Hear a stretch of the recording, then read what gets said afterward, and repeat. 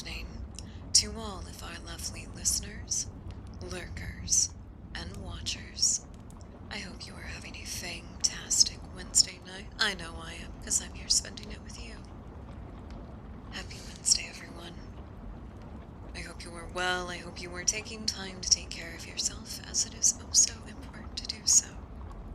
Kind reminder to stay hydrated out there. The autumn winds are blowing in at last.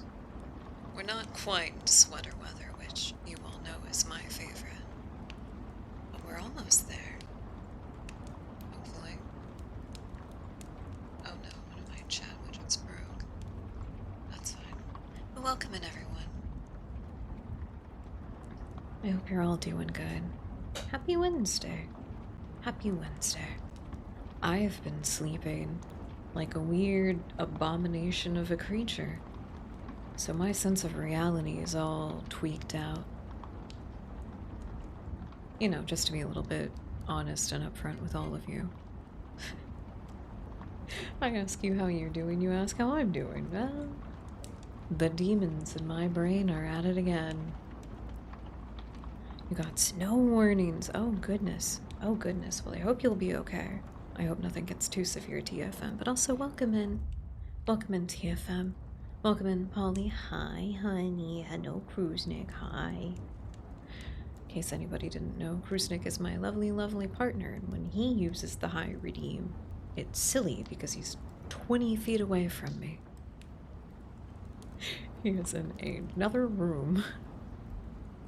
If you wanted to kiss me, you could just kiss me. It's fine. I do have just about everything set up. I just realized that I did forget to grab something. But while we're on just the starting screen, while we're here, I tend to take the ASMR a little less seriously than I would during the actual show. I gotta grab my tarot cards real quick. I forgot all the things that are on my trigger menu, which, by the way, if you would like to know the triggers that are redeemable, you can type in !menu, and the shitty little robot will bring it up. Bully the robot. Bully it. It's bad. It's bad and I hate it.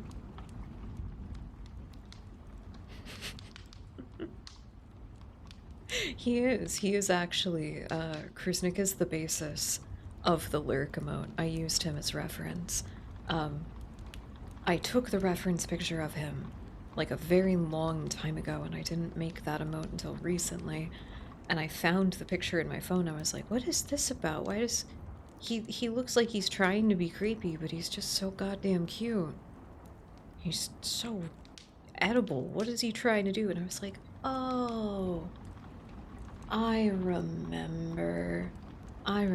This was a reference.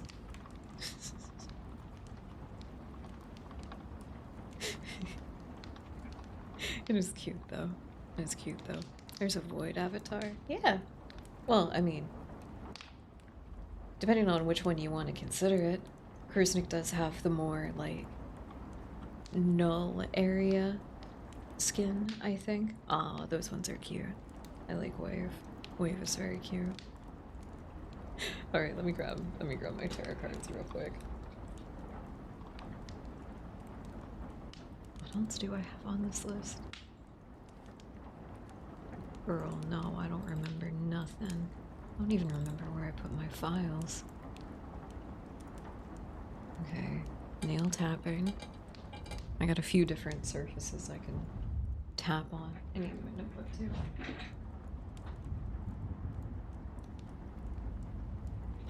If it helps, I got like 90% of everything set up before we started.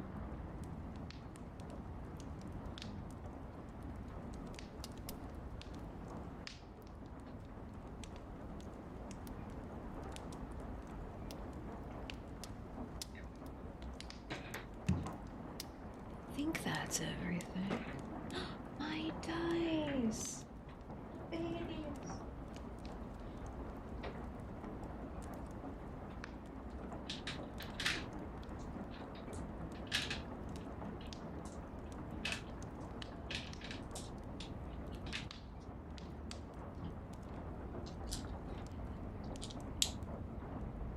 Alright, that should be everything. I picked out my very, very pretty sparkly pink dice that have black gothic lettering on them. Numbering, not lettering. Oops. Okay, we're good. Where's that? Where's that? I have my camera set up too, so if anybody does redeem a tarot reading, we can actually have it up, but I don't think... Something in me is just a little bit too nervous to have the cam on the entire time. I'm not gonna lie to you, just a little bit. So, forgive me for that. Let's go gambling! Let's go gambling! Wait a minute, I've got the perfect one for this. Our trigger redeem. So the menu that pulled up is the list of ASMR triggers that you can redeem. There is a channel point redeem that you can use specifically, 1,000, and it's just set there just so people don't like spam it or anything, but you can choose anything off of that menu. I've also got a little graphic that'll be here on screen in just a moment. Money? No, channel points. No, channel points. If somebody wants to give me money to do like a specific trigger to like give it a try, like that's fine, but like no, that's not the baseline requirement here. I feel like I'm still in the early stages that I kind of need to prove myself as an ASMR artist and let people see the things that I'm trying to do.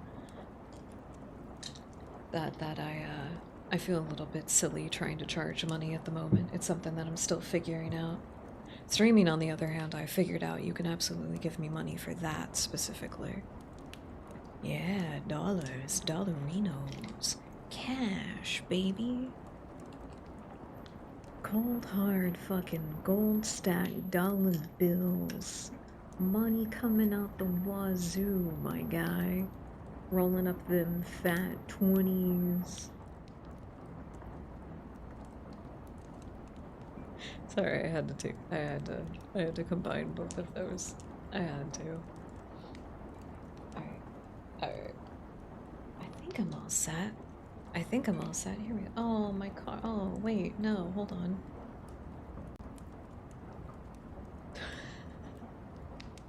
You missed it.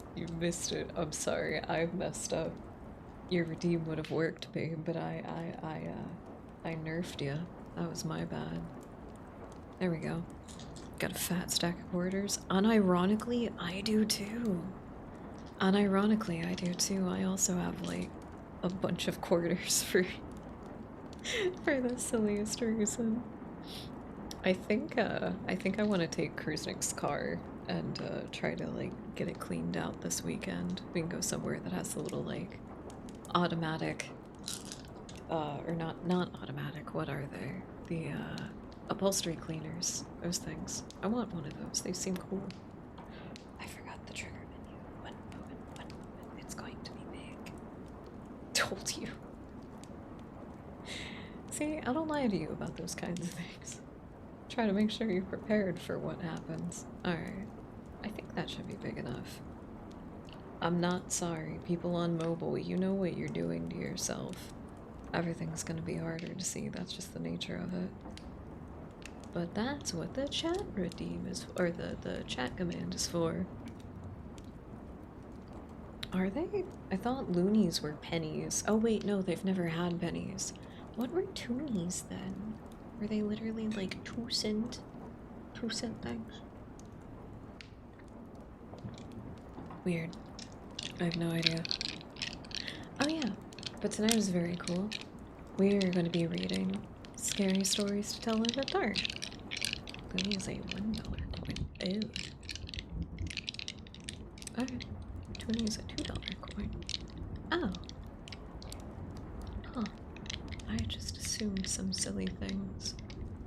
But I also call their money silly things.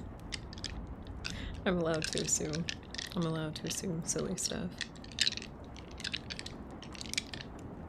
We are going to be reading Scary Stories to Tell in the Dark, which is very fun because there are instructions for each story about how to deliver jump scares.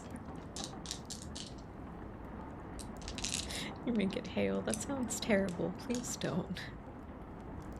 Please don't. Just don't. Don't do it. Take your coins to a conversion machine or a bank. I don't want your coins. Continue playing Dark Souls 3. Ah, good luck with that. Good luck with that. That's totally fine, TSM. I'm okay with being dedicated to the second monitor. That's okay. I feel like I can implant suggestions significantly easier that way. Since you've got me, you know, all passive and everything. Yeah, I'm not against it. We can work with this. That's fine. So yeah, we are going to be doing some scary story readings with jump scare elements to them. And I'm very curious to see how this pays off. Everybody was very supportive. The last ASMR stream that we did, which was reading CIA documents, I did not actually expect that to go as well. We've been making record numbers lately, which is very cool. It's very, very cool. But it seems that a lot of people, even after the fact, were like, oh, that's kind of fun. That's kind of fun. So I want to work on the more, like, actual sensory part of the experience and make it a lot more high quality, you know? Hello, Yokimas, welcome. I hope you're having a lovely, lovely night. I'm playing with dice and kind of plotting at the moment. I didn't have a chance to practice any of this beforehand. This is me just kind of throwing stuff at the wall and experimenting, so I hope everybody likes it. I hope it's fun. I do plan to do another, like, conspiracy or like secret government project kind of read stream again. I don't know, maybe people thought it was funny that I had, like, the cork board behind me and everything. ASMR scenario, your friend fucking rants at you about Stargate for 3 hours. I don't know. I don't know. I guess some people liked it, which that's pretty cool. Hell yeah. So, I think, without further ado, reminder that the channel points redeem for the triggers is available 1,000, again, just to make sure it doesn't get too spammy. Once we get into the reading, I want to really, like, immerse into it, though. We'll take breaks in between, you know, just in case your heart rate gets a little high. Well, that didn't last long. I'm so sorry. I'm so sorry. That is the nature of Dark Souls, though, isn't it? We never know exactly how long everything is gonna last. Got turned into sashimi. Oh. Damn it, now you made me want sushi. Why did you do that? Why did you do that? I went to the grocery store earlier. I could have gotten a grocery store Pokeball. Damn it. I'm upset.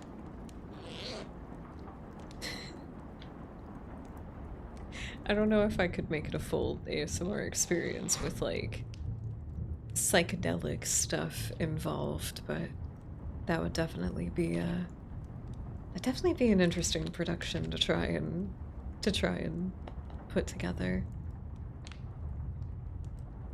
I was going to very satisfyingly zip and unzip my pencil holder, and then it just didn't. There we go. Nope. Unreliable. Got it. So we're actually just gonna start with the front of the book. We're gonna start with the first story and just make our way through. And we'll be using the radio filter for this part for extra immersion. But yeah, if you guys do anything in chat in between, we'll check on it in between stories. Kind reminder to stay hydrated. Sorry, complete aside thing. I got like a pack of really high quality reusable straw cleaners today. Oh my god. Oh my god, they work so well.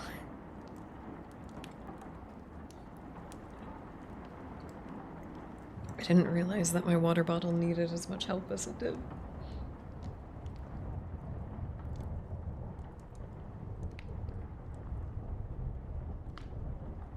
It's fine though. It's fine though, it happens. Alright. Sorry, I'm kind of excited. I think this will be cool. The idea of telling stories with like sound effects and setting and everything live is really fun. Jeannie, welcome in, welcome in. Hope you're having a lovely night. We were just about to start our first story from Scary Stories to Tell in the Dark. I hope you're just as excited as I am. It's very cool. Hell yeah. Also, shh, don't tell anyone. Mom's cracking open a cold one. Hell yeah. Hell yeah. Welcome in, sibling. I don't know what kind of gay. And honest to God, like, you know, that's your business. Whatever kind of gay. Hell yeah. It's actually a monster. Mom doesn't drink beer. Mom just fucking tweaks out on 400 milligrams of caffeine a day. And to crack open a boy with the cold ones. I don't know, I kind of want to crack open a boy with the cold ones and listen to him snap. I think that sound would be very satisfying. What flavor of monster do you want to take a wild fucking guess? I've been told by numerous people that it's really obvious.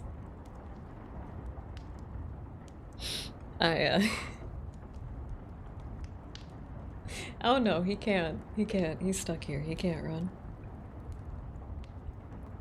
No, actually. Strawberry Dreams. It's the pink zero sugar one. I really genuinely like it. It's like my favorite beverage. Alright. Alright. Oh, he knows. He knows. He's well aware that I want to break him open like a fucking glow stick. He's well aware. I don't miss an opportunity to remind him how much I wish that I could just like chew on him like a fucking... Sorry. Anyway. Can't get me talking about how much I love my man. I'm gonna yap about it. Are we ready for a scary story, listeners? I think it's fun that there are stereotypes for everybody's favorite beverage. I think it's very cute. Our first story, The Big Toe. A boy was digging at the edge of the garden when he saw a big toe. He tried to pick it up, but it was stuck to something, so he gave it a good hard jerk. Phrasing. And it came off in his hand. When he heard something groan and scamper away, the boy took the toe into the kitchen and showed his mother. "It looks nice and plump," she said. "I'll put it in the soup and we'll have it for supper." That night his father carved the toe into 3 pieces, and they each had a piece. They then did the dishes, and when it got dark they went to bed. The boy fell asleep almost at once, but in the middle of the night, a sound awakened him. It was something out in the street. A voice, and it was calling to him. "Where is my toe?" It groaned. When the boy heard that, he got very scared, but he thought, "It doesn't know where I am. It will never find me." Then he heard the voice once more, only now it was closer. "Where is my toe?" It groaned. The boy pulled the blankets over his head and closed his eyes. "I'll go to sleep," he thought. "When I wake up, it will be gone." But soon, he heard the back door open, and again he heard the voice. "Where Fix my toe, the voice groaned. You've got it! The big toe also has another ending, apparently, which is just supposed to be just the "you've got it" line is prefaced with a, at this point, pause, and then jump at the person next to you and shout. I can't exactly shout, obviously, but, who eats a random toe that was found in the garden? There's a lot of questions that are left unanswered. The apparently second ending that you can use around the campfire instead is, when the boy hears the voice calling for its toe, he finds a strange-looking creature up inside the chimney. The boy is so frightened he can't move. He just stands there and stares at it. Finally, he asks, "What do you have such big eyes for?" And the creature answers, "To look you through and through." This is just Little Red Riding Hood. What do you have such big claws for? To scratch up your grave.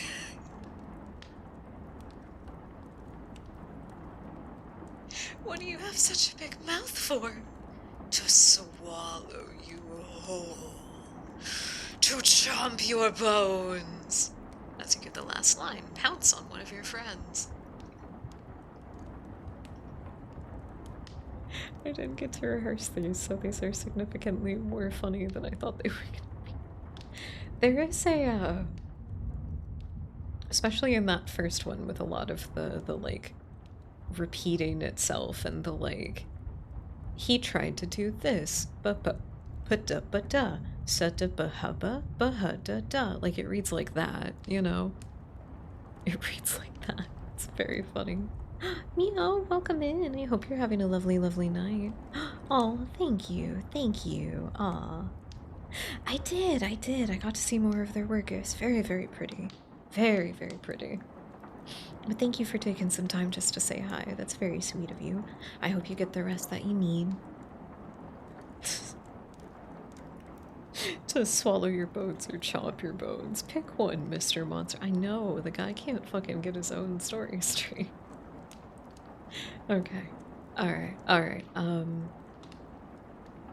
This one, the next couple are, like, kinda short. Like, they're just a paragraph, essentially. Oh, hell yeah. Yeah, I'll check it out, definitely. Good night, Meow. Good night. It's an ASMR stream, so you get little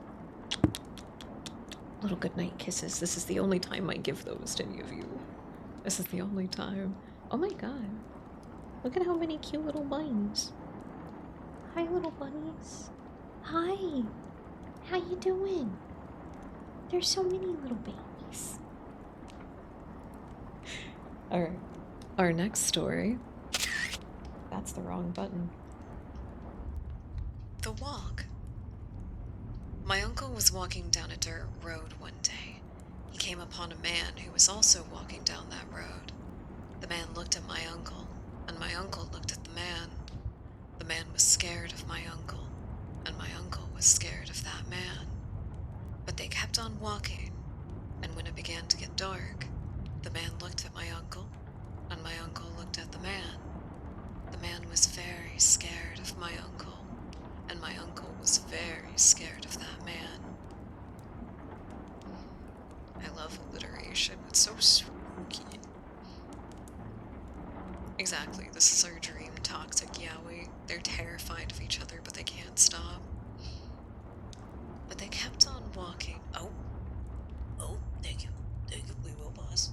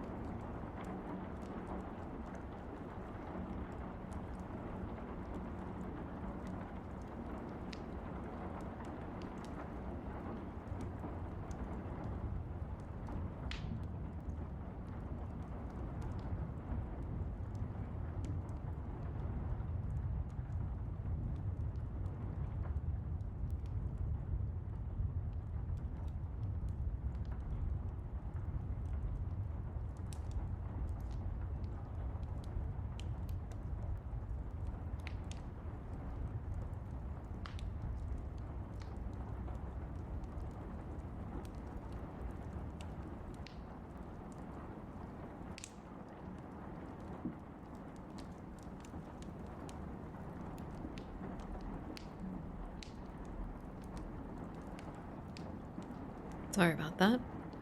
I forgot one of the reasons that I have 3 chat windows open is so I can see that when I'm tabbed out. Thank you for the reminder, TFM. You keep us accountable. That's some good stuff right there. Good stuff. Good stuff. I think I want to start this one over. I will start this one over for the sake of the ad. And I give it a little something. I'm gonna give it a little something. I'm gonna kind of envision myself around a campfire, the smell of s'mores and the smoky aroma in the air, the trees themselves. You can hear the wind just in the distance, carrying through the forest.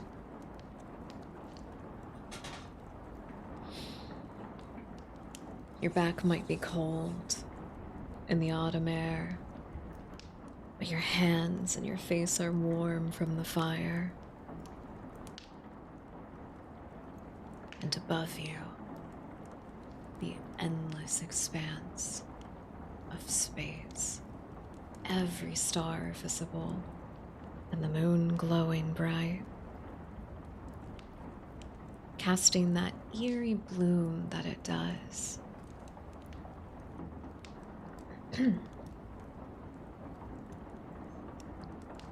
The walk. My uncle was walking down a lonely dirt road one day. He came upon another man who was also walking down that road. The man looked at my uncle, and my uncle looked at the man. The man was scared of my uncle, and my uncle was scared of that man. But they kept on walking, and as it began to get dark, the man looked at my uncle, and my uncle looked at that man. The man was very scared of my uncle, and my uncle was very scared of that man. But they kept walking, and they came to a large woods. It was getting darker and darker, and the man looked at my uncle, and my uncle looked at that man. The man was really scared of my uncle, and my uncle was really scared of that man. But they kept on walking, and deep down into the woods they went, and it was getting darker, and the man looked at my uncle, and my uncle looked at the man. The man was terribly scared of my uncle, and my uncle was terribly scared of that man.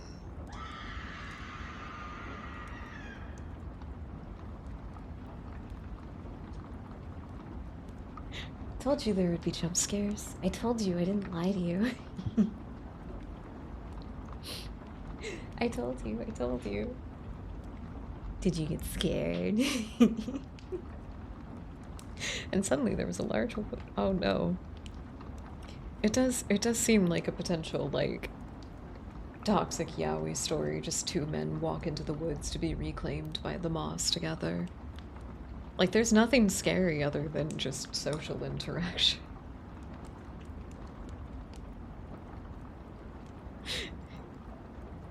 There's nothing all that terrifying about it, honestly. Man, okay, a lot of these are fucking... Oh no, we were only on the 3rd story.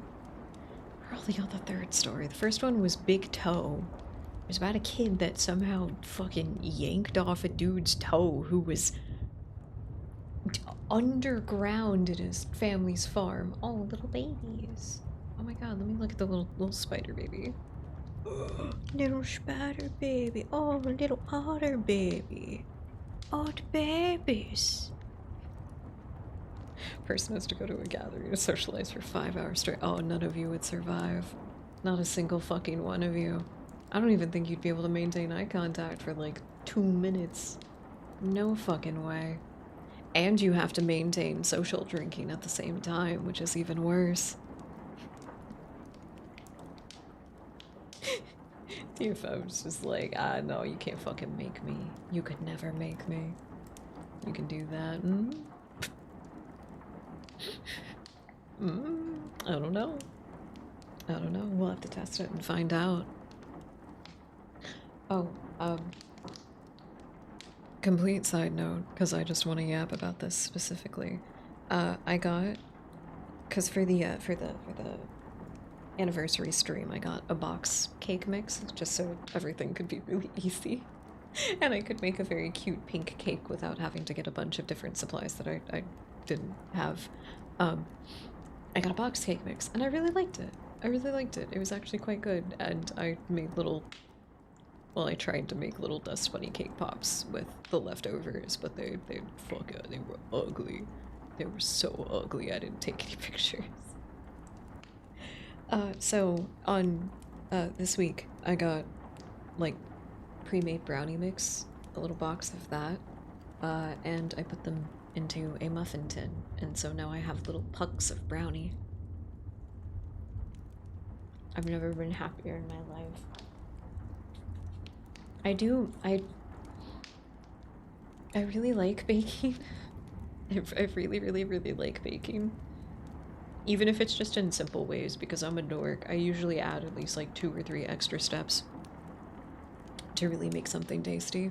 Like for the brownies, I added espresso powder to the water, and so it like has that nice like nutty coffee flavor to it. It's so good.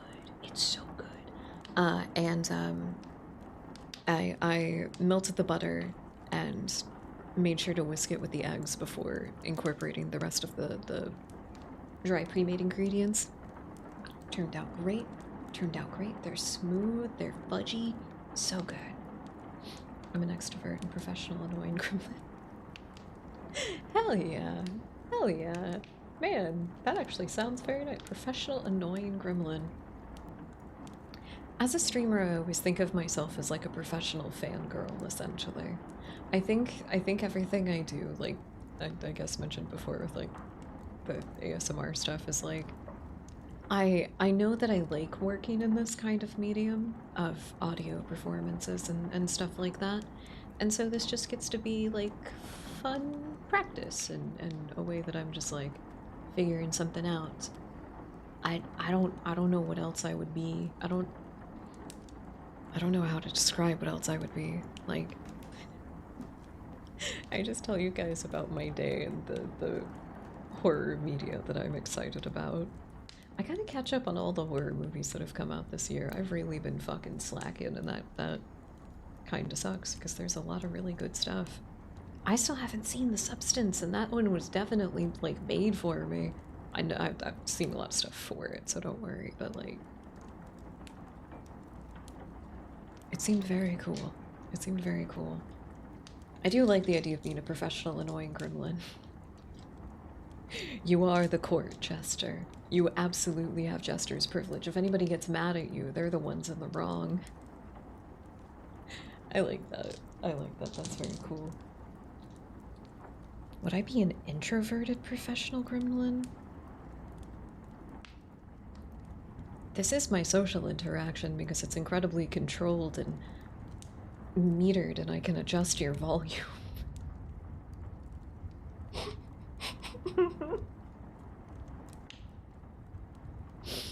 Sorry, that one was funnier for me. That was so funny to me. I keep running into the one-hit craft. Oh, wait, you said you were playing, was it Dark Souls specifically? Wait, you said Dark Souls. Dark Souls 3. Was it Dark Souls 3? Wait, hold on. You said,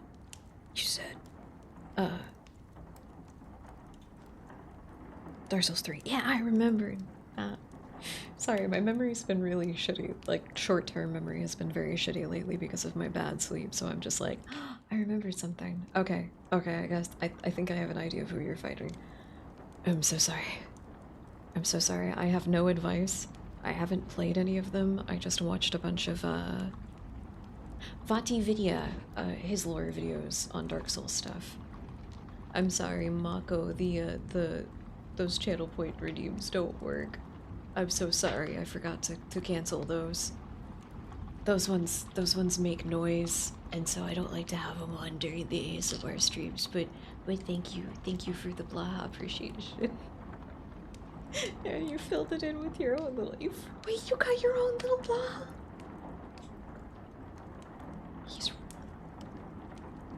I didn't think. I'm so sorry. I didn't look at your emotes or anything. I really should have. I feel like I've done myself a disservice by not looking at them before. Those are really cute. Those are really, really lovely. No, fuck it. I'm taking a second. I want to look at more of them. I want to look at more of your emotes. Do you have a little catalog of them? I like sharks. I can't help it. Wait, do I have a catalog of my emotes? We don't! I don't have that extension up either! Curses. Aww. Aw, he loves peaches. Oh, he loves peaches. That's cute. But yeah, welcome in, Mako. I hope you're having a lovely night. I like sharks. I get hyped up about them. I think they're really cute. I like, nurse sharks are really adorable. And whale sharks as well are pretty high up there for me, just because I think their behaviors in the water are really silly. And then the is it slasher or thrasher? I always get it confused, but the like... Sorry, I'm getting excited. I can see my audio getting higher. It's the shark that like always looks anxious. Thrasher, yeah, that's the one. Yeah, yeah. The big ass tail and the like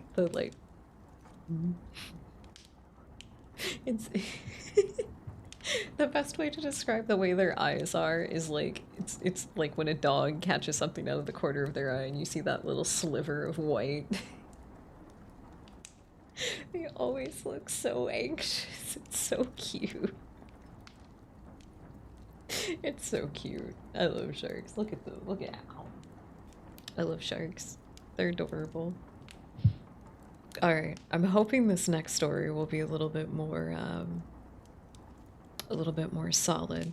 But we are reading. Thank you for everybody who's been coming in. I saw we got a little jump in, people. Thank you everybody for coming in and hanging out with us. We are reading from Scary Stories to Tell in the Dark, which the preface for the entire book is I don't know how do they say it. This chapter is filled with jump stories that you can use to make your friends jump with fright.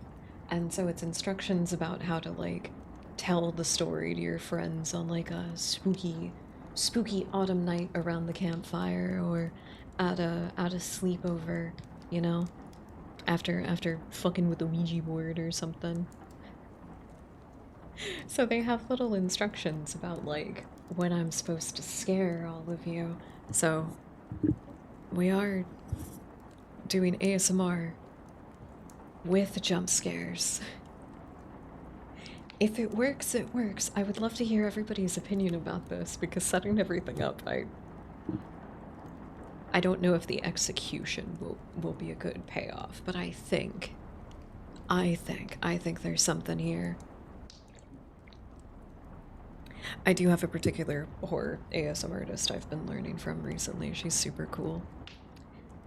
Siri Miri on YouTube. She is like insanely good at what she does. I am so impressed by the quality of her work. My heart's racing right now, but it's probably because you poor dear.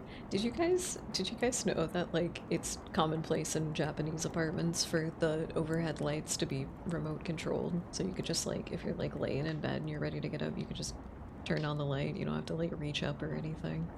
Doesn't that sound delightful? Especially if your overhead light has like different settings and stuff to it. Oh my god, it's adjustable? That sounds great. That sounds great. I want everything to have its own individual remote. I want to have a whole little sticky magnetic board on my wall for all of my device remotes, or have them strategically velcroed to the device that they're for, so I don't have to worry about getting up and interacting with everything or having smart devices that just have to access my phone's data. They just have to. Sorry, I'm not gonna get like too into it, but there was this like, oh my god.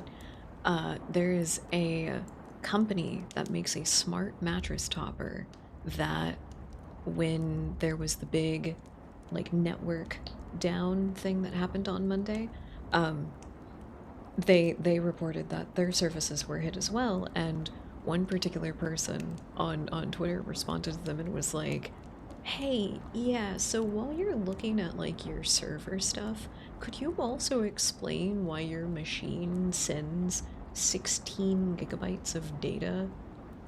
Like you upload 16 gigabytes of data from this device that's just supposed to control my mattress topper."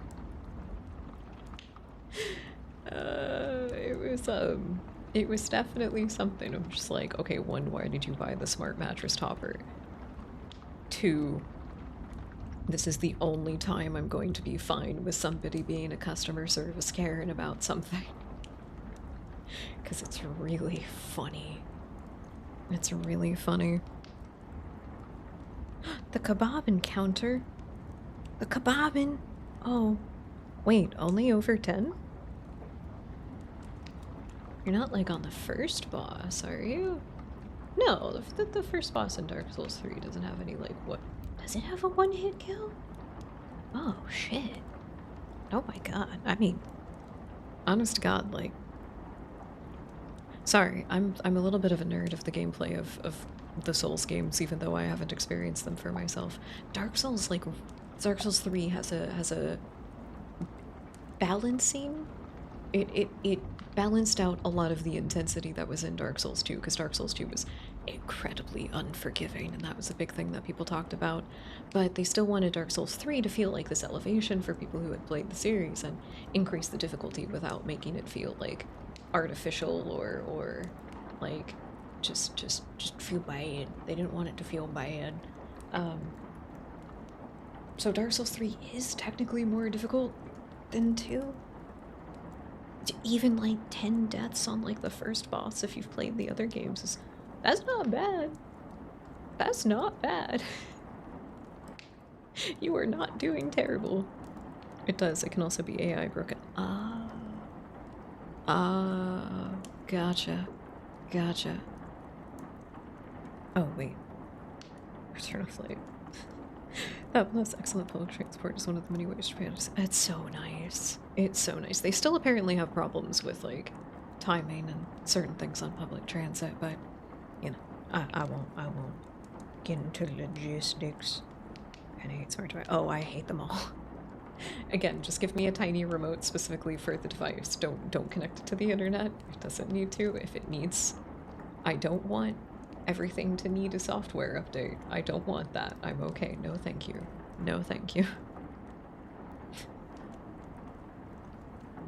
Oh, you're at the... Ah, okay. Alright. Nicholas will have some good tips for you. Nicholas will have some good tips for you. He's our resident punishing games expert. You can shoot him with the brain pan and he never loads his boss script. Oh my god, that's so funny. Not... Oh, that's what you meant. Got it. Got it. Okay, well, you know, you got this. You got this. Question out of love. Are you Yeah, you guys got this. Alright. We are gonna jump into our next story. Sorry, one thing real quick. One of the STEM toys that I have, it's this weird little jelly bear thing.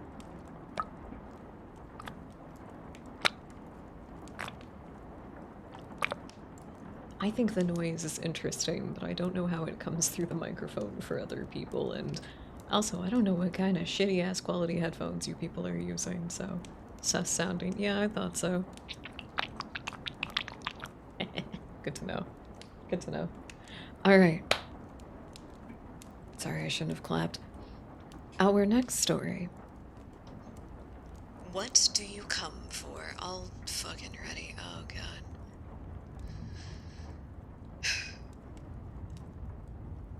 Let's whisper it.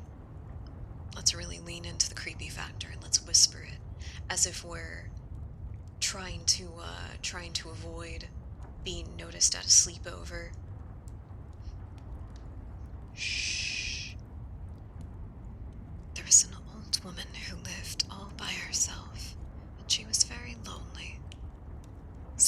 kitchen one night, she said, "Oh, I wish I had some company."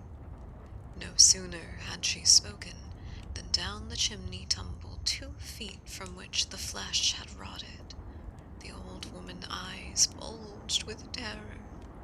Then 2 legs dropped to the hearth and attached themselves to the feet.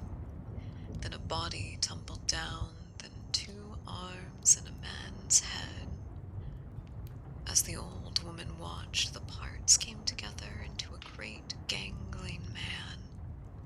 The man danced around and around the room. Faster and faster he went.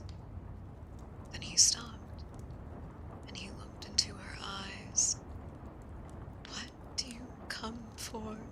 she asked in a small voice that shivered and shook. "What do I come for?" he said. "I come for you!"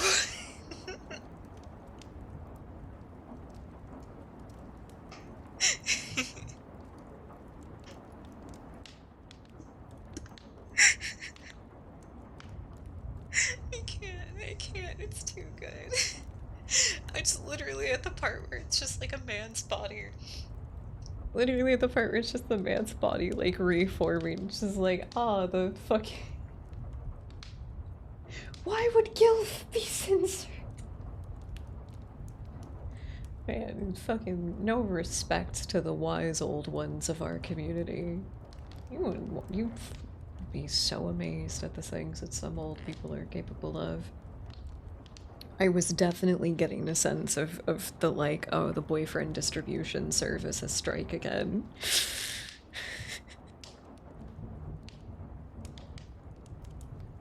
That one was fun. That one was fun. I'm having fun with this concept. Again, I don't know how this is actually going to, like, pay off for any ASMR people, but we'll see. We'll see. Hey, I didn't say all. I didn't say all. I definitely did not say all, and I specified old people within our community. The cool, hot people community.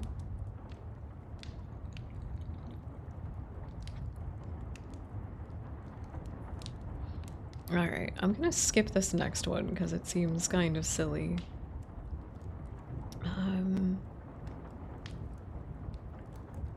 Ooh, this one's a poem. Oh, the next couple are poems. Okay. These'll be fun.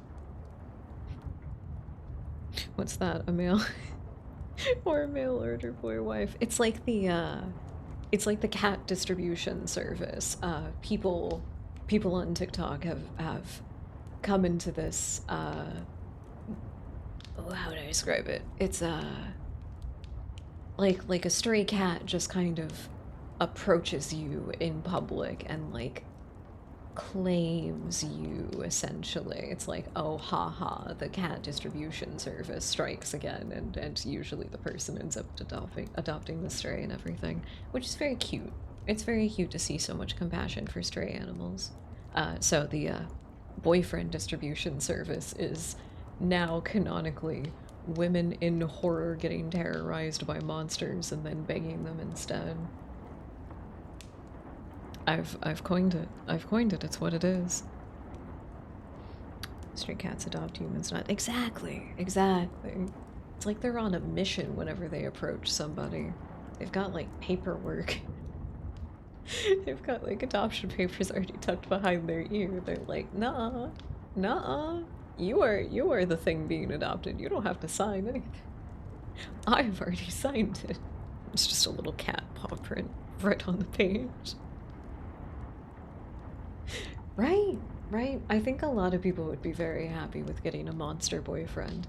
There is a very cute TikTok artist that makes these little, like, cute music edits of her character, and she's, like, infatuated / dating a little null void creature thing, and it's very cute, and she very much so has, like, the tone of her horror nailed down. It's really cool. I love horror for the girlies. I love the girlies that are into horror. I love the girlies in horror. God, it's just a wonderful time if you like scary stuff and women. Support your local scary women, please. You can leave cute plush toys at their door and they'll probably be very happy. Which one could sell myself? Well, you know, they do come in all kinds of different shapes and sizes. It depends on what category. Oh no. Okay, okay, not a tier list. Not a tier list, a Monster Man categorization list. We all know where Pyramid Head lands on this one. Where does Siren Head land on this one? Is he like a big old twink? He's just really tall? Or is usually the idea that twinks have to be a little bit shorter, a little bit more tossable? I shouldn't say things. I shouldn't say things. I know the audience that I attract.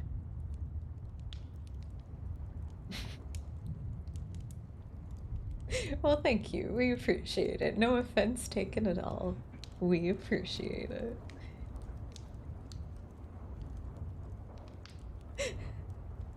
I'm also like in between catching up with Nicholas and TFM discussing battle strats, and it's the funniest fucking thing out of context.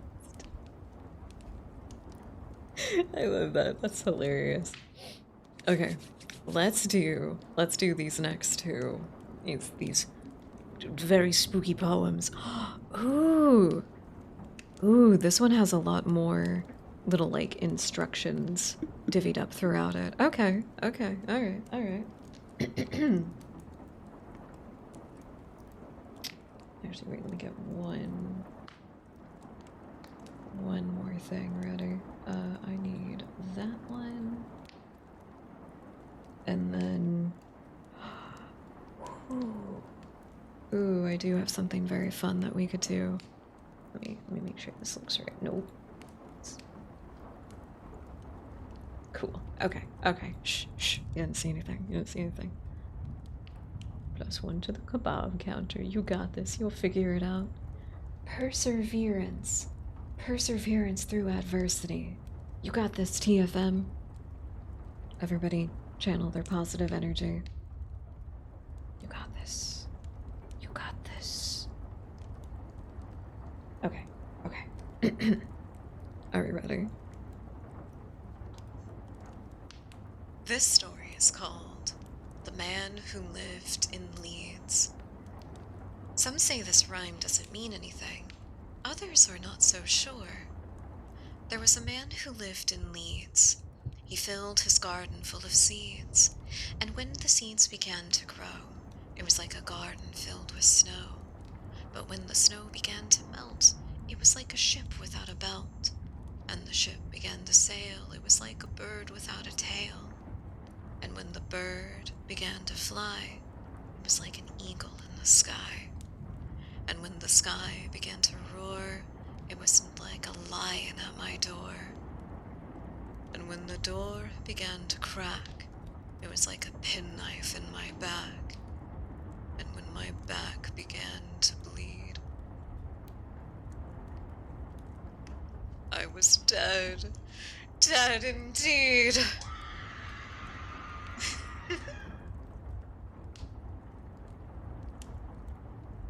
It just says turn out any lights.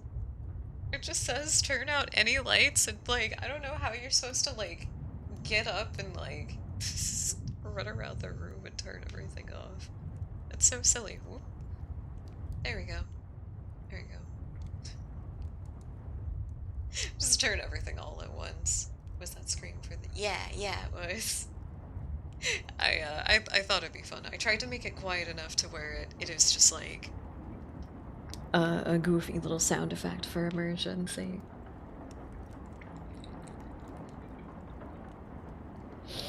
I gotta say, yeah, that was probably the scariest part, honestly. Okay. There's one more poem. And then there's a couple more, like, actual stories that seem less focused on the campfire, like, ooh, kind of effect. I scroll back up to the next poem and it does have multiple times, ooh. It perfectly aligned with your death. That's funny. That's funny. I'm not sorry. That's funny. Old woman, all skin and bone. There was an old woman, all skin and bone, who lived near the graveyard, all alone. Ooh. She thought she'd go to church one day to hear the parson preach and pray. Ooh.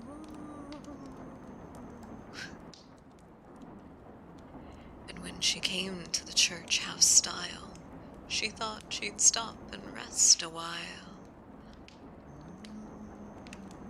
I'm not adding any of these, by the way. These are here. She came to the door. She thought she'd stop and rest some more. But when she turned and looked around, she saw a corpse upon the ground. Ooh. From its nose down to its chin, the worms crawled out and the worms crawled in. Ooh. The woman to the preacher said, "Shall I look like that when I'm dead?" Ooh. The preacher to the woman said, "You shall know like that when you are dead." You're supposed to scream, but I can't scream quietly, so. Ah! Ludwig from Bloodborne broke one bit. I will have no negative Ludwig talk in my focus. I will not. I will not. Nay. I refuse to let such parsed words pilfer in my parlor. How dare. How dare you? How dare you? Ludwig is king. Shall have no negative talk of him. How dare. How dare. How dare.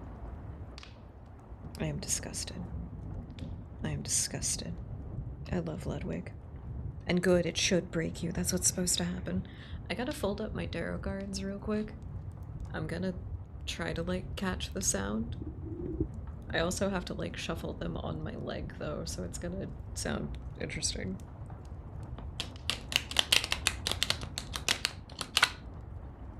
I shuffled them backwards. Fuck. Oh, God. I didn't flip one side over. I blame Twitch Mobile. Oh, every time. Oh, every time. You should always blame Twitch for everything. Fucking deserve it. I should learn how to do card tricks on my thighs. That would probably be a very good party trick.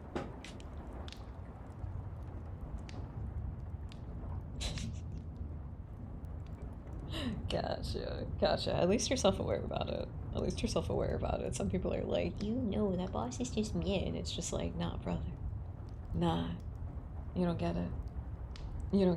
If you don't get Ludwig, you don't get me. There's a little song, but I'll be honest with you, I can't read notes while singing. I can only kind of do it while I'm playing my instrument. So that's a no-go. We could sing the, what is it? Is it the Hearse song? That's the one that one of the lines in the last poem reminded me of. You gotta learn. You gotta learn. Cello. I'm a cello player. I have been since I was, 11, I think? On and off, you know. Don't you ever laugh as the hearse goes by. Let me see if I can find the lyrics for it. Because I'm familiar with a different version than most people know. Most people know the one that Rusty Cage did, but that was not, he's not the original. It is a cover, technically. But there was one that I heard in like a Halloween radio play when I was a kid.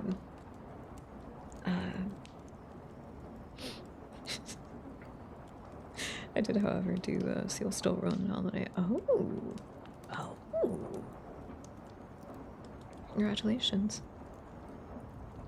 Let's see. Is it in the book that you're reading? Is it actually? Really? I'm gonna feel really stupid if I didn't know that. We're all allowed to have these little moments, you know. I saw a clip of another VTuber. He was doing some kind of like cooking or baking stream or something, and just did something very silly. He was just like, "Oh God, am I a himbo? My brother in Christ, you're on Twitch.tv." Yeah, you're a himbo, brother.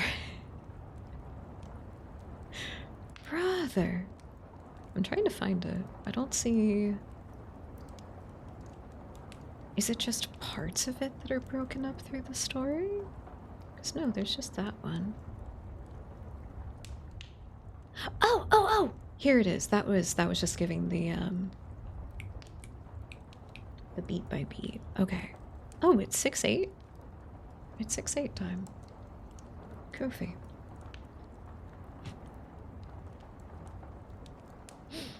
I think that's fine. 2D Souls-like are a lot of fun.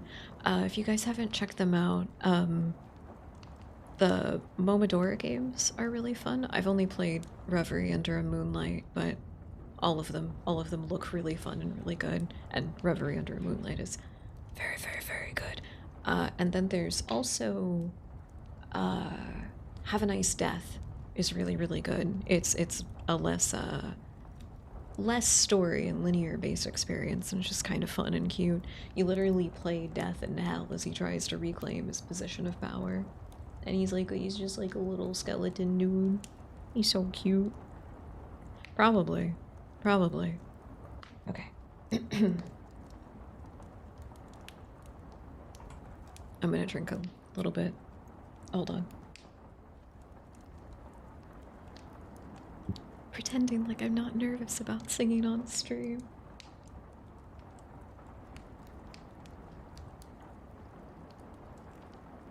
Do you ever think as the hearse goes by that you may be the next to die? They wrap you up in a long white sheet from your head down to your feet. They put you in a big black box and cover you over with dirt and rocks. And all goes well for about a week, and then the coffin begins to leak. The worms crawl in, the worms crawl out, the worms play patchouli on your stout. I don't remember that line. They eat your eyes, they eat your nose, they eat the jelly between your toes. A great big worm with rolling eyes, it crawls in your stomach and out your eyes. Your stomach churns a slimy green and pus pours out like whipping cream. You spread it out on a slice of bread, and that's what you eat when you're dead. It's less of singing and more of a chanting song, so that's fine. I thought it was a piccolo. Piccolo. It's spelled funny and I didn't recognize the words. Pinot cool. Pinot cool. This is here. Have that. That's the word. Pinot cool. Pinot cool. Pinot cool. What are some of your favorite Halloween songs? Obviously, like the Night Before Christmas stuff is classic. Ooh, we could do I like both Jack and Sally's Lament, but Jack's Lament is something that resonates with me a little bit more.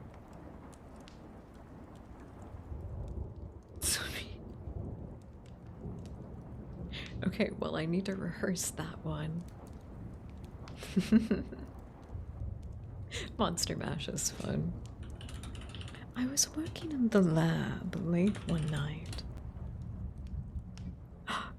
when my eyes beheld an eerie sight, for a monster from his lab began to rise, and suddenly, to my surprise... Will you guys be my little ghostly backup singers? You just hear a bunch of like chorus of little squeaky voices. It just, he did the mash. He did the monster mash. He did the mash. That's why you sing in a chorus, so everybody's resonances balance out with each other. That's why whenever you hear a chorus, like no matter what, it always sounds very beautiful. Everybody just like complements each other so well. Oh wait, what is the little scat part? Ta da shoo. This one would be fun. This one would be fun for like a group karaoke, I think. Timing is important. Timing is important. Learning how to get the beat down is a very important skill. But once you kind of line up with everybody, it works out. Let's see. It was Jack Cement. Oh yeah, it's that last part of the song that always my heart.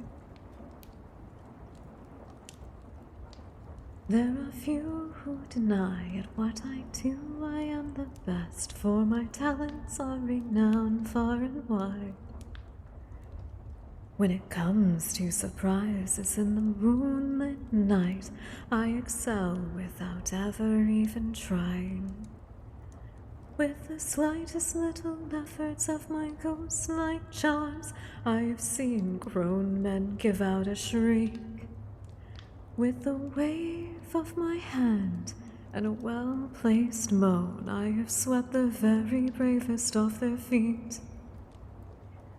Yet year after year, it's the same routine, and I grow so weary of the sounds of screams. And I, Jack, the Pumpkin King, have grown so tired of the same old thing. Oh, somewhere deep inside of these bones, an emptiness began to grow. There's something now there far from my home, a longing that I've never known.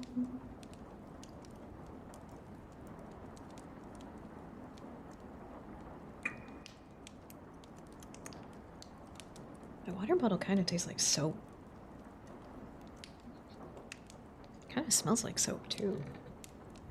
1 second. Uh-oh. Okay, the cap smells like soap, but my water doesn't. That's good. Hold on.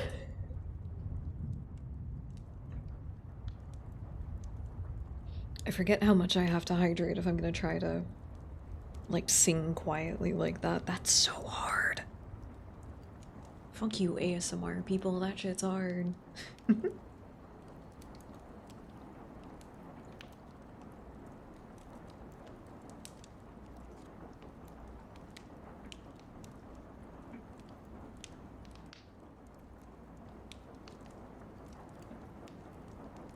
Sorry, I hit the wrong button.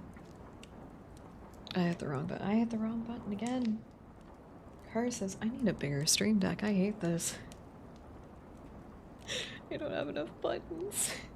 I got too many menus I gotta cycle through. Okay. What's the...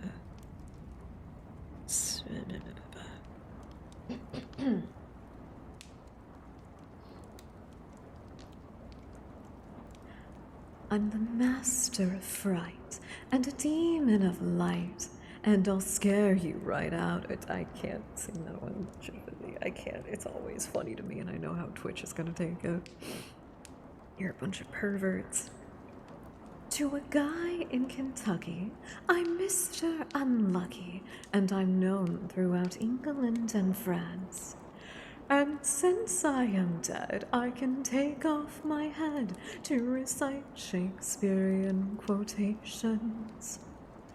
No animal nor man can scream like I can with the fury of my recitations.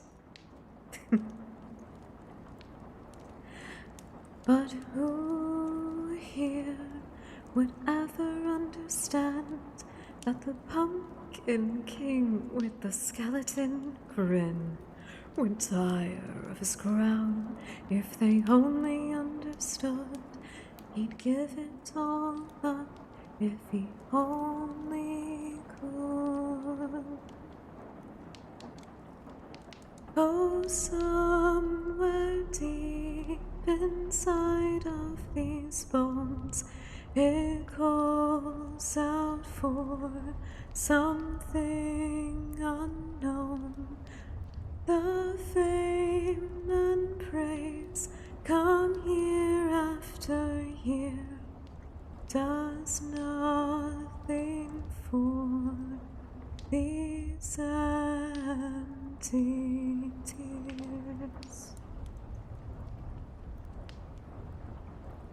No, I'm not having a mild panic attack. Why are you asking? Shut up. I hope you all enjoyed that. I was stressing out with the worst possible fidget toy that I have for that. Liz, hi. Oh my god, hi. Where are you? Where are you? Oh wait, did you also just miss the I did my first little singing on stream. Guys, this is my really hot friend Liz. Be nice.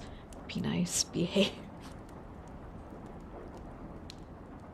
But hi. I hope you're doing good. I was last week our ASMR stream that was very successful. We were reading about defunct CIA projects like Project Stargate and MK Ultra stuff. I miss you too. I miss you too. I think I'm back on the up and up pretty soon. I had a pretty bad flare up for a couple of weeks there. But I'm on a new vitamin regimen, so I think my shit's balancing out. I'm so happy. I'm so happy. Once I get a good night's sleep, I will let you know, because that's when I can be a person again. I was locked in so. I'm glad you liked it. I'm glad you liked it. And Jack was like, "What the fuck is this? It's white and cold." What's this? What's this? There's color everywhere. Oh, I wasn't even doing that with reverb. No, God. I need reverb. Oh, of course, of course, of course. My lovely partner and I are thinking about making a little shopping trip to Spirit Halloween this weekend. But if you wanted to, I don't know, maybe had a girls' day, do a little bit of like Halloween crafting or something like that. You know. You know. Chat, I love women. Chat, I love women. I love the women that are in my life. Hold on. I kind of want to do I want to do what's this? It's also very good.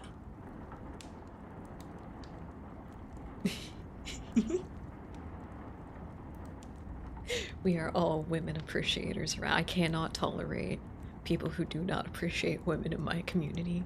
That's a fundamental. The fact that it's not written into the rules explicitly is probably something I should fix, but I can't have non-women enjoyers here. I can't. I'm sorry. I can't allow you in my community.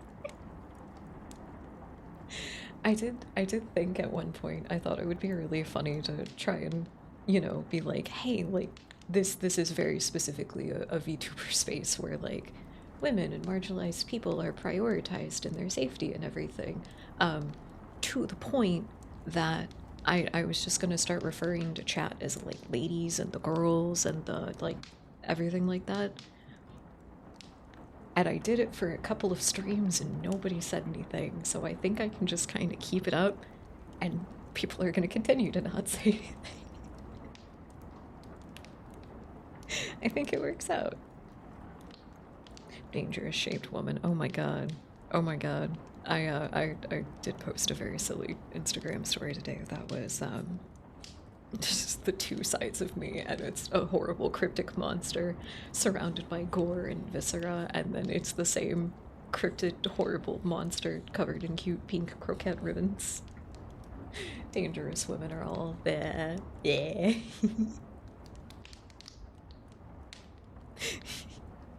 God, we could talk about how wonderful women are all day.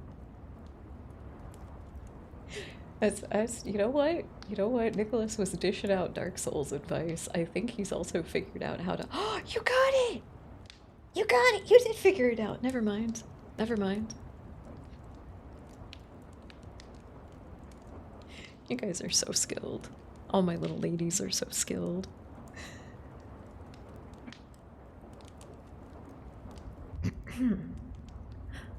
What's this? What's this? There's color everywhere. What's this? There's white things in the air. What's this? I can't believe my eyes. I must be dreaming. Wake up, Jack. This isn't fair. What's this? In the background, little gnomes just going la la la la. Yes, I've watched Night Before Christmas countless times. What? Fuck, I have the special edition. What do you mean? Why do you ask? What's this? What's this? There's something very wrong. What's this? There's people singing songs. What's this? The streets are lined with...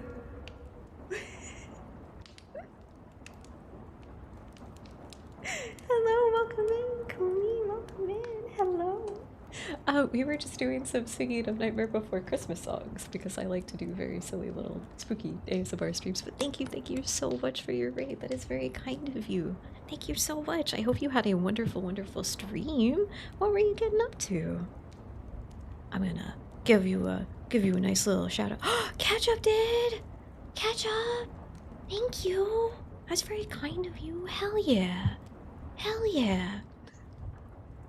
That's so sweet of you. Thank you so much. For anybody who has not happened to hang out with us before from Ketchup Hanging Out, my name's Raven. I am a voidling from beyond space and time. I'm totally not here to slowly corrupt your mind and connect our worlds all over again. Totally not, so don't even worry about it.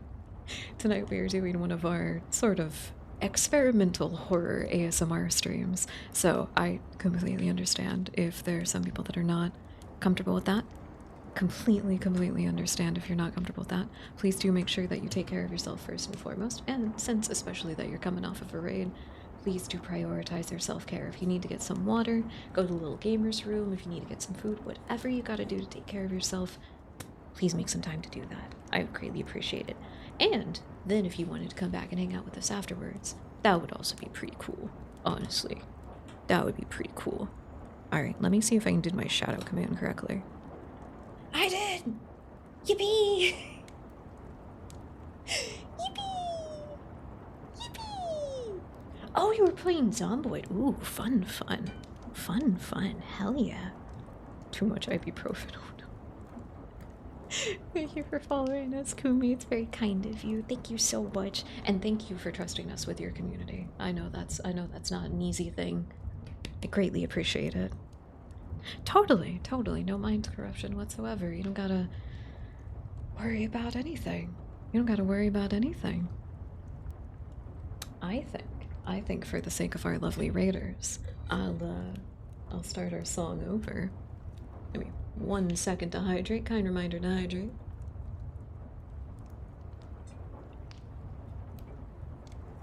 Alright.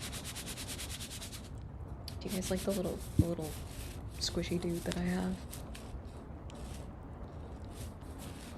I feel like if I'm not aggressive enough with him, the audio doesn't sound.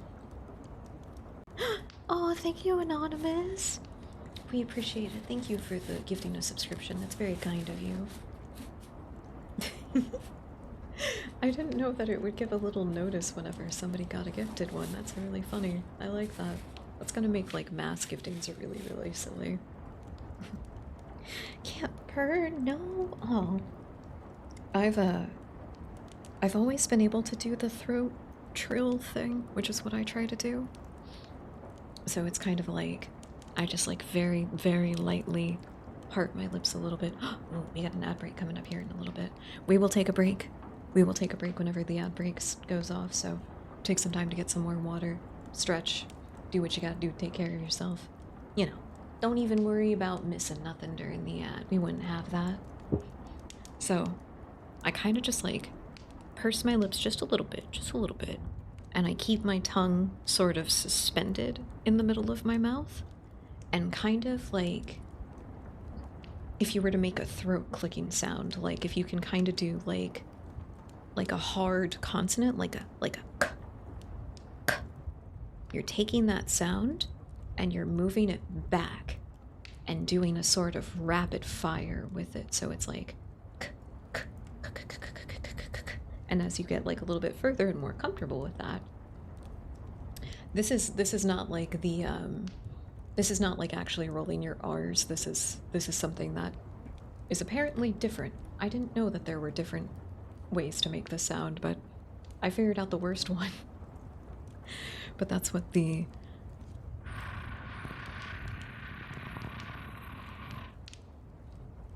sounds like. It can also be very beneficial as a vocal warm-up as well, and so you can put little notes into it and just. I've been told chat likes that one quite a bit. I have been told.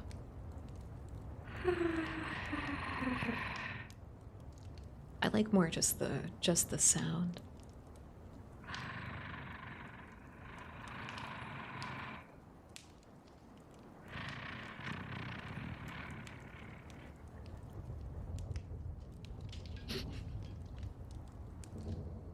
This is the sound that you hear when you're like lying awake at night and you're completely alone. And something just like starts to crawl up under your blankets.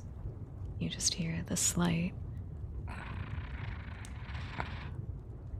And as the warmth envelops you, you remember you don't have a cat. Thanks for leaving your windows unlocked, by the way.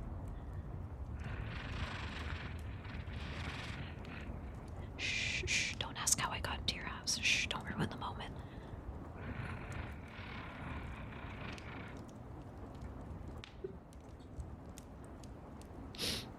Sorry, yes, that is unironically the type of ASMR content that I create. You like it? That's what we're here for. Oh, so Kumi, you know the other way that I don't know how to do. Interesting. Thank you, Jeannie. All right, everybody. Ad break is coming up. Please go take care of yourselves, and we will be right back.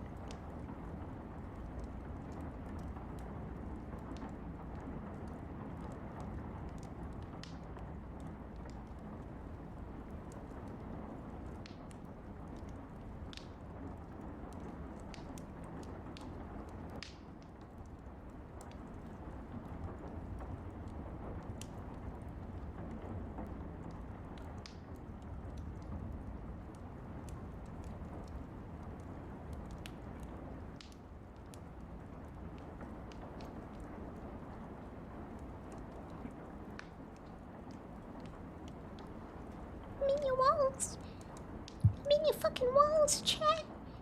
Can't get away from me even when you sleep. I'm in your walls like a filthy little rat. The captions auto-corrected that to silky little rat, which is actually better.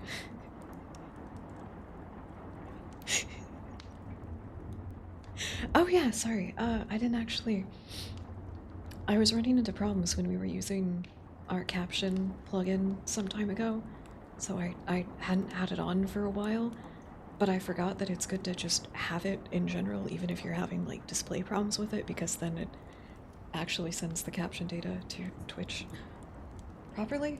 So I apologize to any of my listeners, lurkers, or watchers who like having caption. I apologize. You have the option through Twitch's thingy specifically, but I was having problems with them like displaying on screen. So on my side. So you know, you guys get to decide what they look like. Hey, this little rat's fucking talking to me. Hey, this little rat.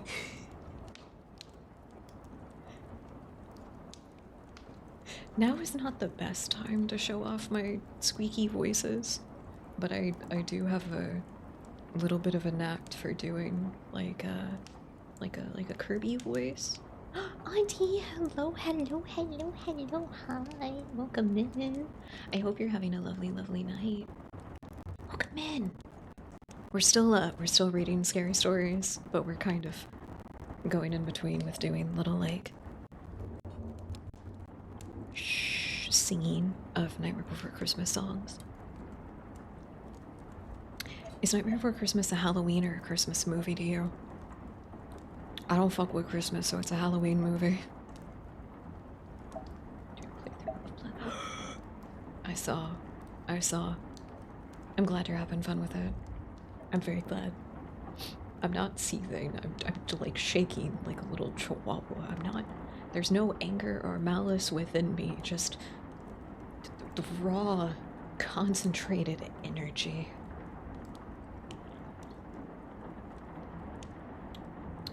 Raw, concentrated energy. There's so much. It's a holiday movie.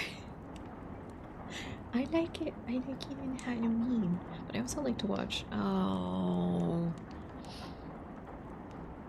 Do I have to rectify watching Coraline as one of my seasonal movies? Do I have to like rectify that? Not my. Maybe I'm thinking of like a Pomeranian because they're also the small dogs, but like those things couldn't have like a fucking iota of hate in them. They're just. They're barely dogs. They're puffballs. Did you see that little one? He was. Oh, I shouldn't. Continuing to hang out in the wrong spot. It's fine. You like Coraline? I know, right? I have the 3D adaptable version of Coraline. Like you can pick if it's in 3D or not. But then I also have a DVD copy of 9. 9 chills me. 9 is very genuinely a chilling horror film, and it executes its horror incredibly I have fucking nightmares about one of the things in it. It's whew.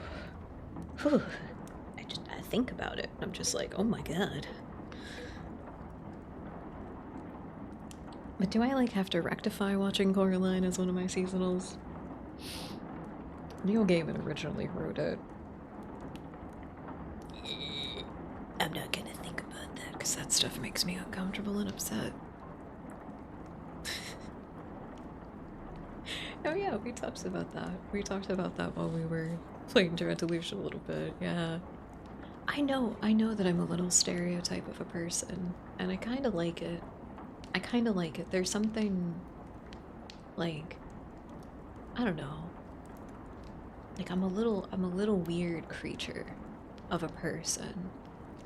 Ooh, do you guys want to hear a positive reassociation I made today? It wasn't like a major breakthrough or anything like that, but it was just like oh, if I think about it like this instead, it doesn't make it feel as bad, you know? And as long as I'm putting my physical and mental health first, that's all that matters, right? So, unfortunately, like a lot of people, I've had dysmorphia for a very long time, and I got stuck kind of thinking about how to describe to somebody that doesn't have dysmorphia how it feels and the way that you like think about it essentially. You got it. Good job. Good job, man. Did you see that? That was clean. Brother's got his diamond down. You should trust this man with giving you pointers on your burying. But I was thinking about it, and I was like, well, it's kind of like looking at parts of your body and getting uncanny valley feeling from it. Like sometimes there is a genuine like shudder that goes through me whenever I'm looking at a part of myself, and I'm just like, oh, there's something about that. That's fucked up. That's fucked up. That's fucked up. That's fucked up. And like obviously the thing about dysmorphia is that it shifts how you perceive your body, you know? So you're not actually seeing it, one, how everybody else sees it anyway, because your physical perspective is distinctively different from everybody. I'm sorry, I just noticed this and I think it's funny. We have exactly 69 dropped frames currently. I don't even know what the fuck happened there. Only 69 of them dropped though, that's not bad. And so I was just kind of like, well, I think of myself as this weird little monster woman who lives inside a very tiny little imaginary world. I think of myself as that anyway. So like, even if I do look kind of uncanny, you know, even if I do, that kind of just sells it just sells the idea better, you know? I was like, huh. Yeah, I am kind of okay with that. In general, my physical health has been quite a bit better, so I like the shape that my body's in. My workouts have been doing really good. I've been active, you know, so maybe that helps with like the reassociation, but like all the people in my life tell me that I'm hot. So I really don't have any reason to question that perspective because I love it. I care about those people. Those are the only people whose opinions I respect. People who I love and love me back. So like, if I'm a hot, uncanny little monster creature of a woman, if you told that to like 6-year-old me, oh my god, she would be fucking jumping off the walls with excitement. She would be losing her goddamn mind. So basically we turned into a character from Nightmare Before Christmas? Yeah, little me. Yippee! Sometimes it is just about even like the simplest recontextualization. It's like, oh wow. Oh wow, that's nice. I guess in the spirit of having a more quote-unquote comfy, cozy environment for an ASMR stream. My mental health advice. See if you can retextualize something that bugs you. Or something that you feel has, like, negative origins in one way or another. See if you can recontextualize it without having a maladaptive coping mechanism form in the never mind. Maybe I shouldn't give mental health advice. It's fine.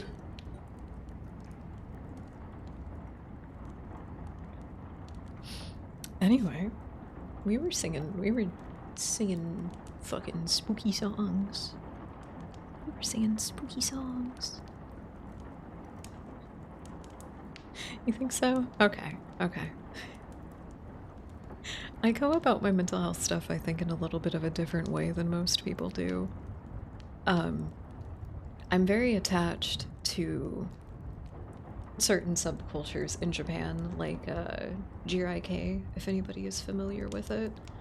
There is an underlying essence of not necessarily embracing mental illness, which does sound kind of weird out of context, but there is a like embracing of oneself and one's true nature, even if that is kind of associated with behaviors that people would think of, like, oh, you spend all day inside, you spend a lot of your time on the internet and consuming like fan media and stuff, and you don't have like a traditional place of employment and that kind of thing.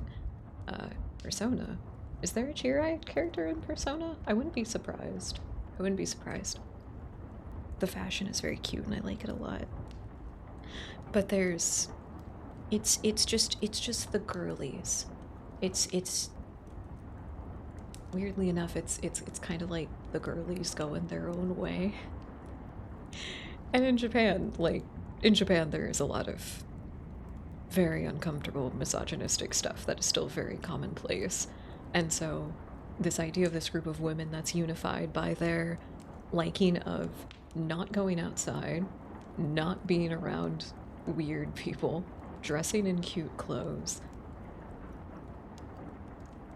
There's also a lot of like similarities in the cute clothes and the style that I think is adorable, but it's just the girlies. I got introduced to it, I think, fully when these little get ready with me type videos started popping up on my feed.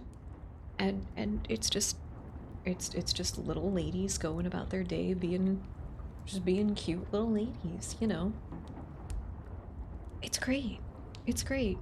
There is a interesting through line trend where they all start their videos with having a cigarette in bed.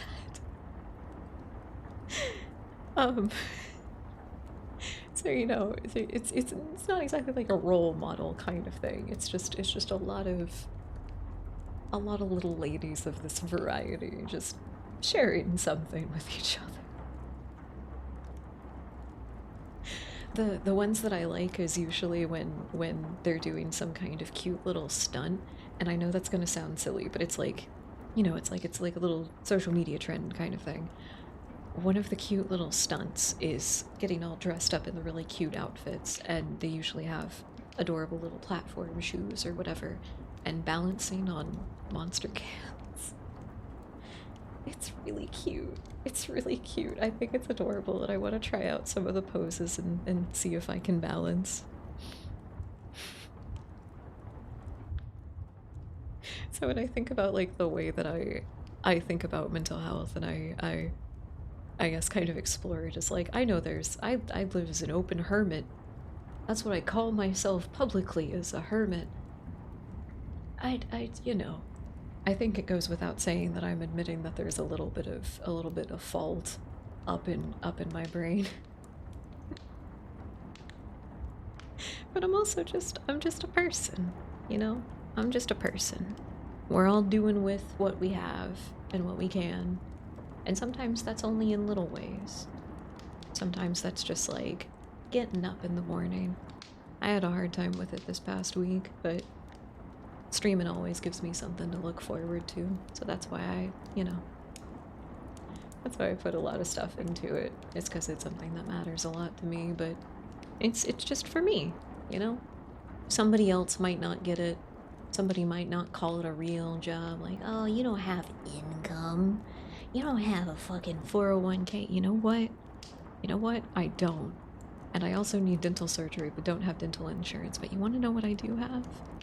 I have little guys in my computer. Look at them! Look at my little guys!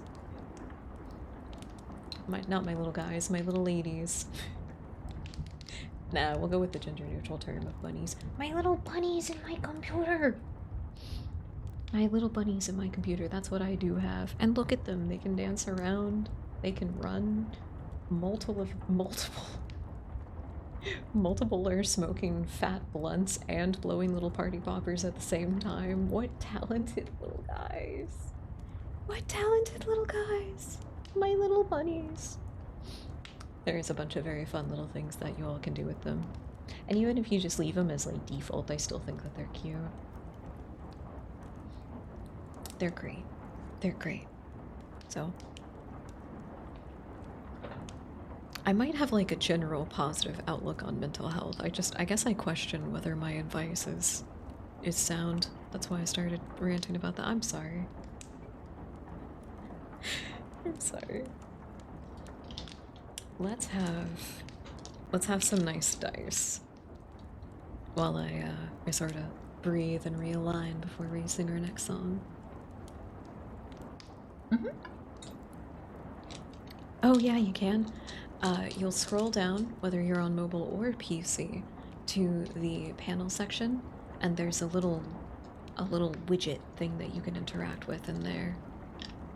You can do chat commands, and so like all of those you can just type in, but there's a little controller that you can use to interact with it.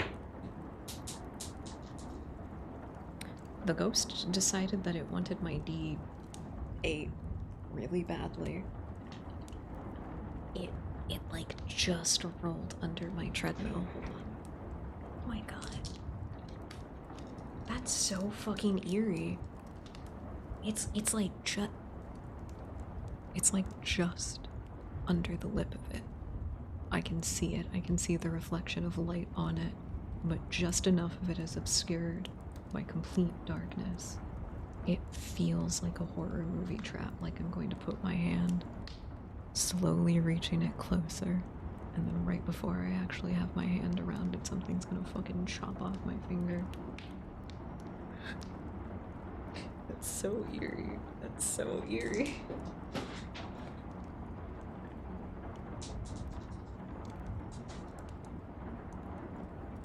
I was nervous, I kept dropping it. Oh shit, oh no, wait, it's not my D8, it's my units of 10 die. I don't know what to call it, I don't care.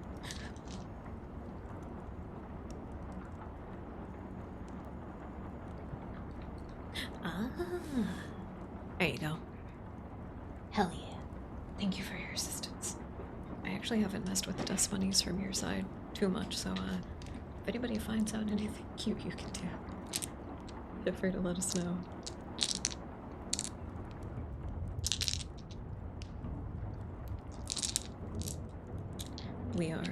We are seeing about setting up a boss fight that you all can do. We just gotta pick the boss. I thought Master Hand would be appropriate. There's a lot of options.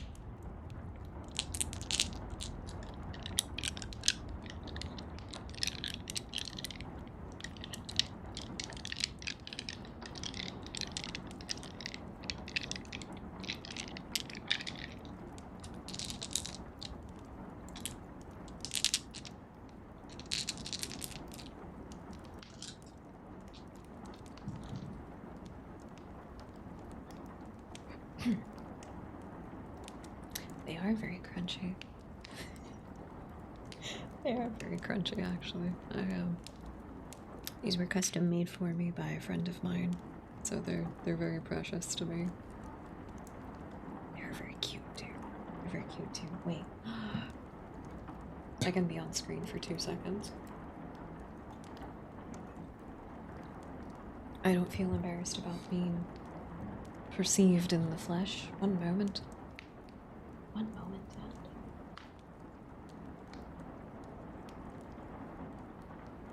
I know what I did. I moved my buttons around. And I didn't take my lens cap off my camera. Hi. Hi. I do have the setup, but that's a little bright.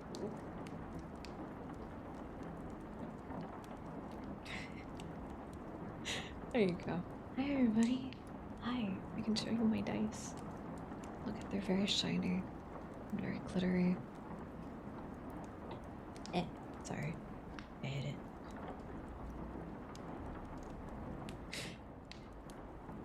I never know what to respond. I don't want to be mean in any kind of a way, because I get that. I'm not going to pretend like I didn't have my own gender journey, but it's very different than a lot of people's, which is fine. It's, you know, whatever. I never know exactly what to say. I never know what to say, you know? You say thank you? Is that like appropriate? Something about that just feels like rude, and I can't fully articulate it. So you know.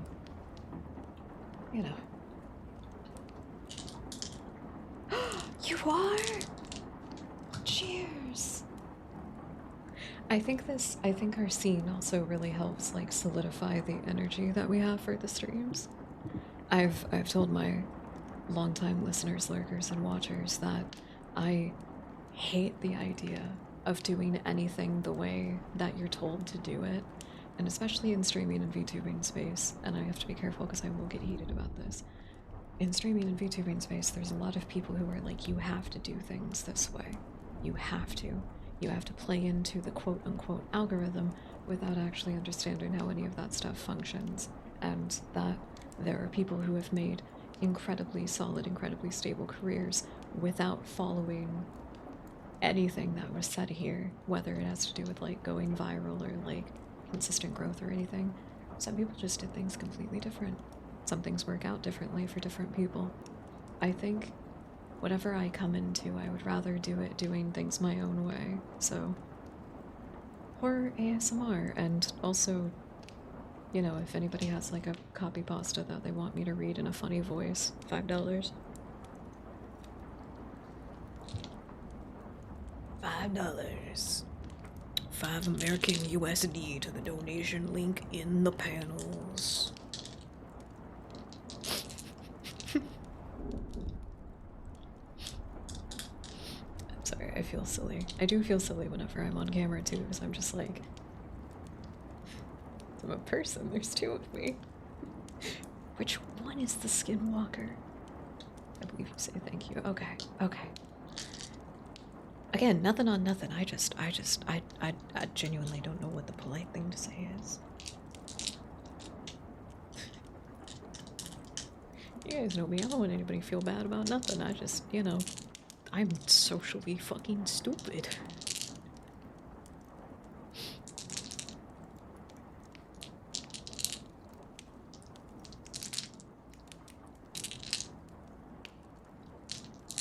Sorry. I really like the dice. I think they're my favorite. I can show you the other set that I have, actually. That was made at the same time. The Uno reverse card of saying, oh, thank you, would be, you're welcome. So somebody pays you a compliment and you're like, oh my god, you're so beautiful. You're welcome. That'd be so fucking rude. That would be heinous. Oh my god, that'd be so fucked up.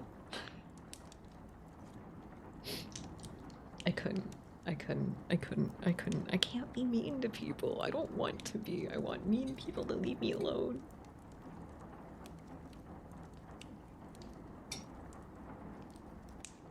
I want mean people to leave me alone. I'm not interested.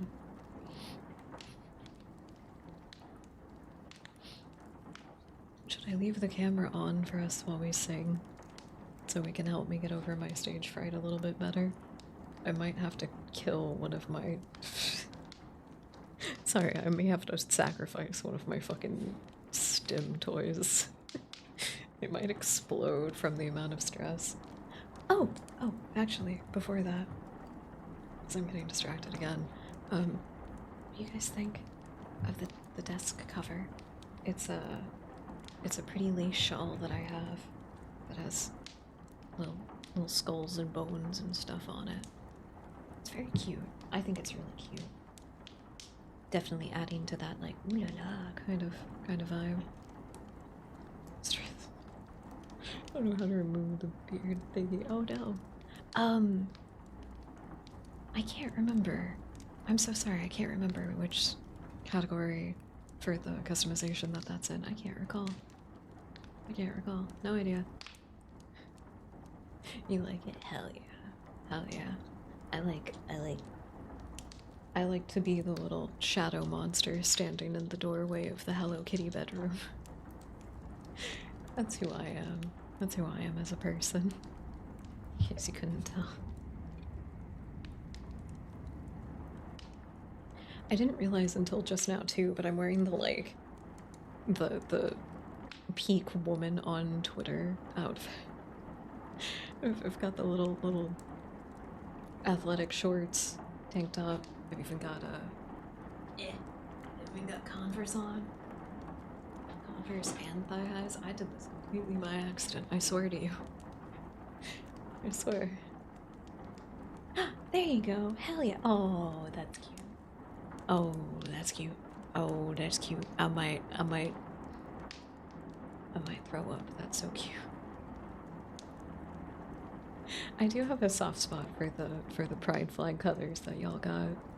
I got a soft spot for them. The baby pink and the baby blue is very pretty together.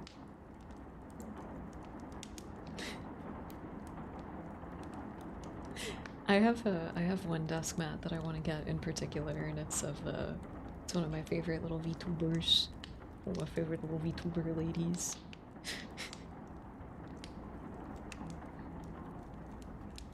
Oh, thank you, thank you. You're welcome. No, God, no, God, I'm not gonna do that again. That was terrible. Okay. Ooh, is it Sally's Lament? Is that actually the name of the other? It is. Oh, I have to remember to breathe.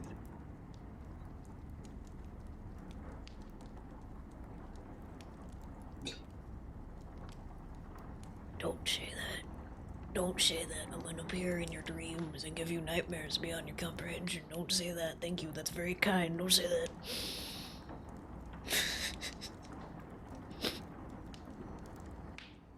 I always thought that I wouldn't be the little gremlin whenever it comes to getting compliments or like donations or anything on stream, but every time one of you does something like that, it's just, I'll fucking kill you! I'll kill you! Thank you! I'll kill you!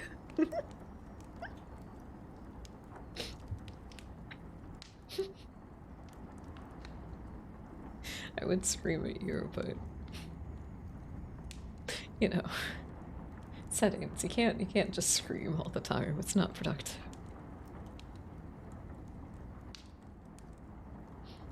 The artist that did the just channeled perfect. Ooh, hell yeah. I like desk mats. I do think they're really cute. They're a really fun way to like decorate. I got my Kerbo one right here for my mouse.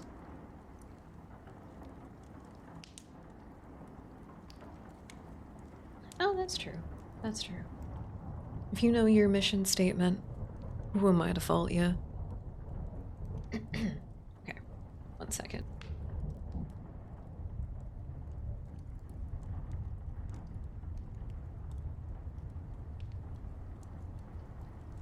I had to clear my throat in the worst possible way, so thank you for bearing with me. Oh yeah, I'm playing rain and thunderstorm sounds with a crackling fireplace in the background. It's not exactly the background sound that I want for the radio sections, but I don't think it's bad. Again, we're figuring stuff out. We're still throwing things at the wall. I figured out that I do like to do ASMR stuff. I just options, creativity, endless, boundless. I'm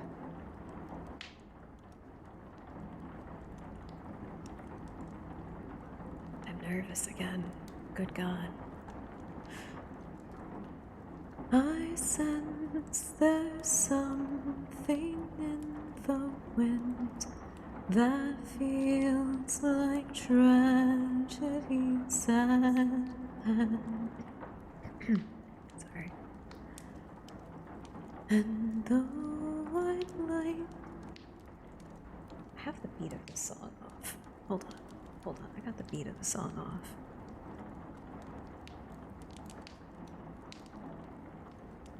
This isn't quite... It's similar. Sally's Lament and Jack's Lament as songs structurally, and we can talk about it and give it praise because Danny Elfman wrote them and he's great. They are complementary to each other in... How do I want to describe it? In very specifically a musical theory kind of a way, so that when both of the songs come together at the end of the film, they just like... They literally like musically like snap together like puzzle pieces. It's very cool. I did turn off my Spotify. Okay, hold on. Let me listen. Hold on.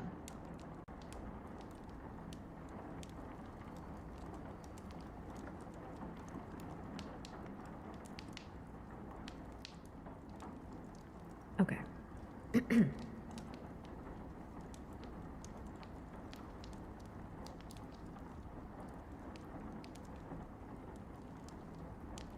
I got it. I sense there's something in the wind that feels like tragedies at hand. And though I'd like to stand by him, can't shake this feeling that I have. The worst is just around the bend. And does he notice my feelings for him? And will he see how much he means to me? I think it's not to be. What will become of my dear friend? Where will his actions lead us then? Although I'd like to join the crowd in their enthusiastic clown, try as I may, it doesn't last. And will we ever end up together? No, I think not. It's never to become, for I am not the one.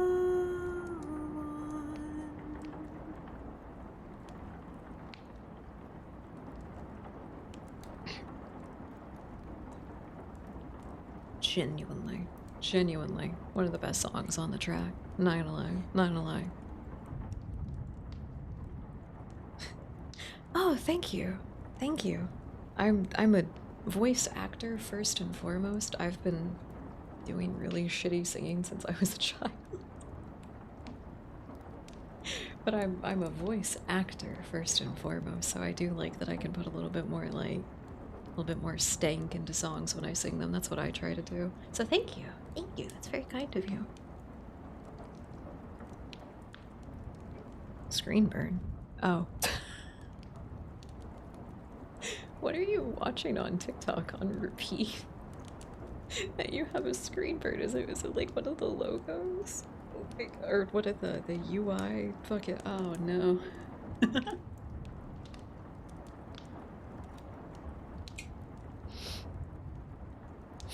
I'm so sorry, but that is really funny to me. The summer that I played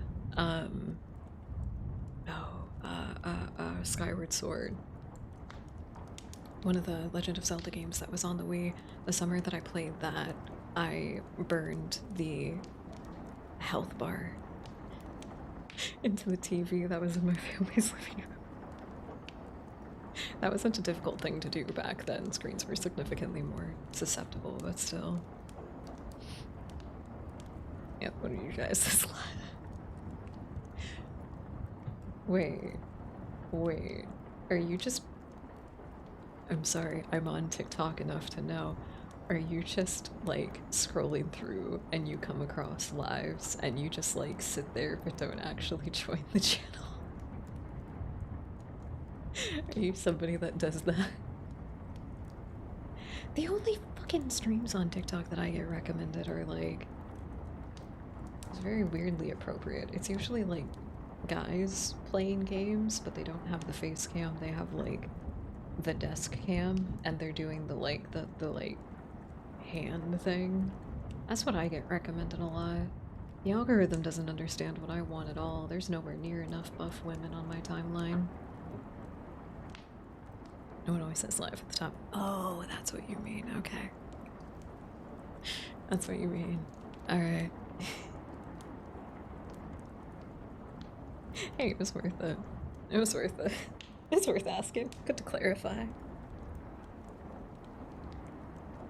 A live like a living tattoo.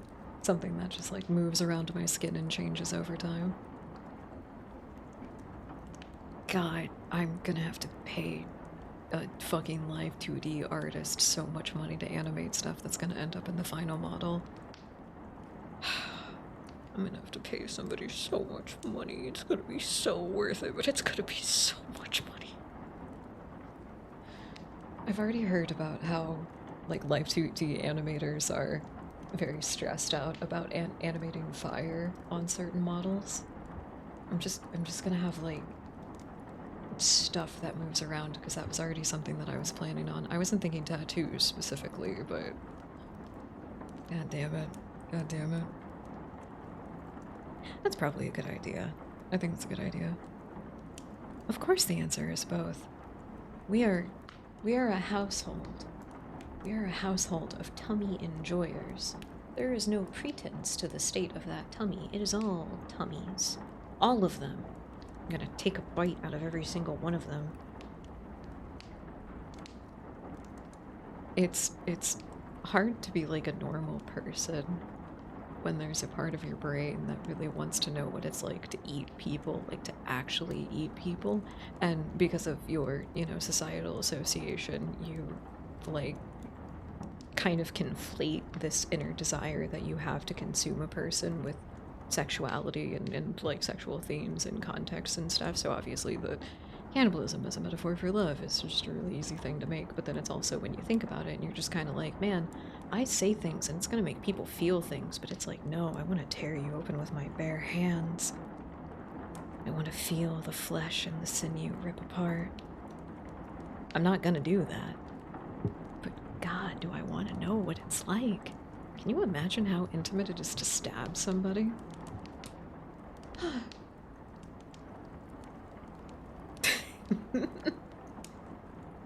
It's like, yeah, you're insane. I agree. Based. Based. Feather Dust, hello, welcome. Welcome in. I hope you're having a lovely, lovely night. I apologize. We haven't read a story in a hot minute. We haven't read a story in a moment.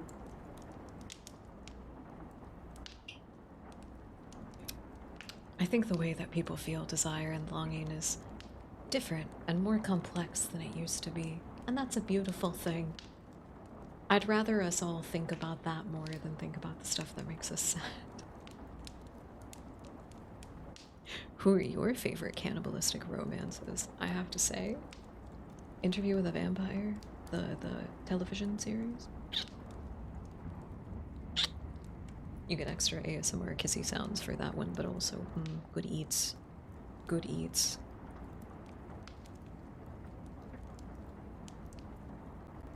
I also want to know what, like, again, not something I would do or could do because prion disease, but just like holding a brain and just like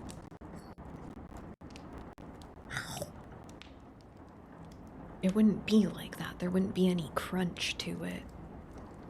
But it would be kind of cool if there was.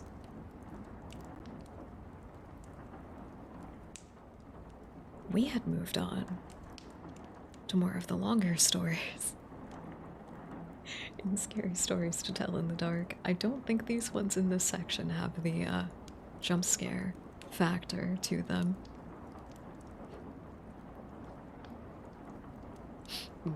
Detritus. Num num num num num. Your brain is crunchy? Why is it country? Would you have fucking fruity pellets in there or something? Sounds delicious. I would, I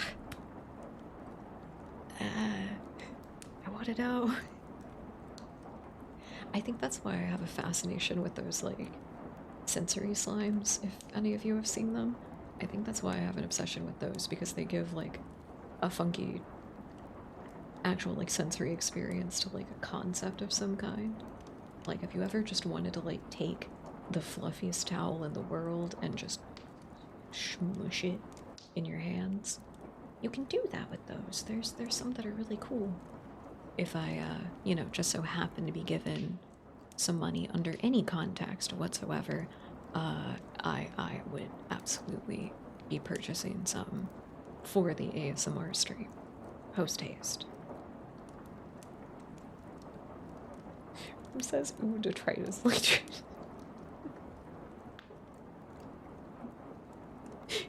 detritus? I just like the word detritus. I think it's fun. I think it would be funny to make a little like mixed candy kind of thing that just looks like little chunks of plastic and you can just like I think that'd be fun. So, without further ado, why don't you read another scary story? We will. We're gonna fully immerse ourselves in this one.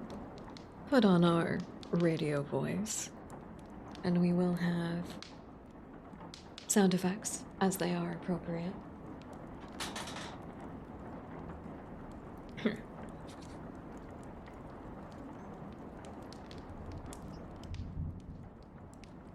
Cold as clay. A farmer had a daughter for whom he cared more than anything on earth. She fell in love with a farmhand named Jim, but the farmer did not think Jim was good enough for his daughter. To keep them apart, he sent her to live with her uncle on the other side of the country.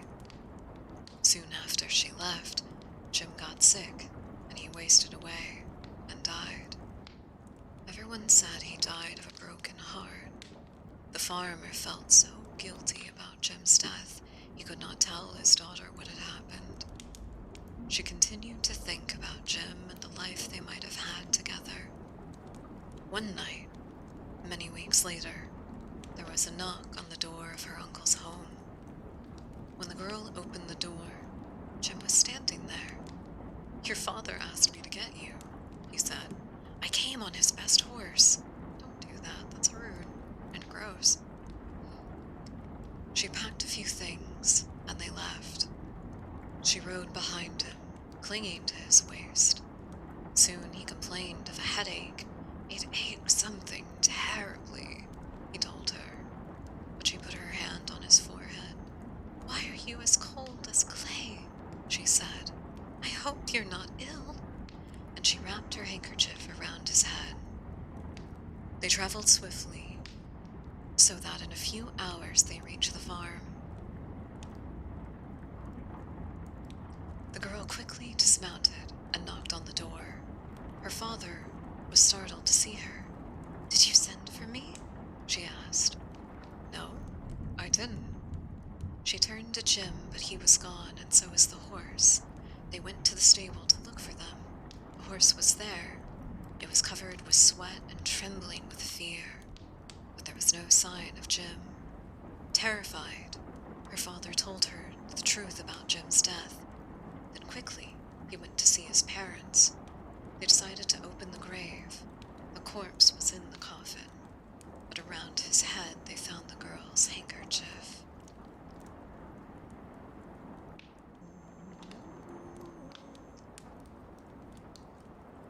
Sorry. I don't know if that takes away from those ones or not, honestly. That one was a bit better. That one was a bit better. I swear I actually saw some little like animated film that somebody did that was basically this. Wait, no. There's a very similar story in what is the name of that artist? Oh my god. He was like nothing like rude to say about him or anything, but he was like stereotyped as like the BuzzFeed artist for a while. But he's honest to God, like he's an incredibly acclaimed illustrator. What is his name? He was making an anthology of horror stories. I remember seeing that. Thank you for the follow, Feather Dust. Welcome in. Sorry, those startle me. I have the sound alerts turned off for everybody else, so you don't have to worry about that. Thank you kindly. It startled me a little bit. It startled me a little bit. Normally it's the old AOL, like, you've got mail kind of thing. Who's sending me mail on AOL? Welcome in. We're very happy to have you. You're a willing victim of a cannibal. Yeah, you are. Hell yeah, you are. Alright, I'm thinking. Let's see, we've only been here for a couple of hours so far. Hello, Shoya. Welcome in. I hope you're having a lovely, lovely night. Kind reminder to everybody in chat to hydrate.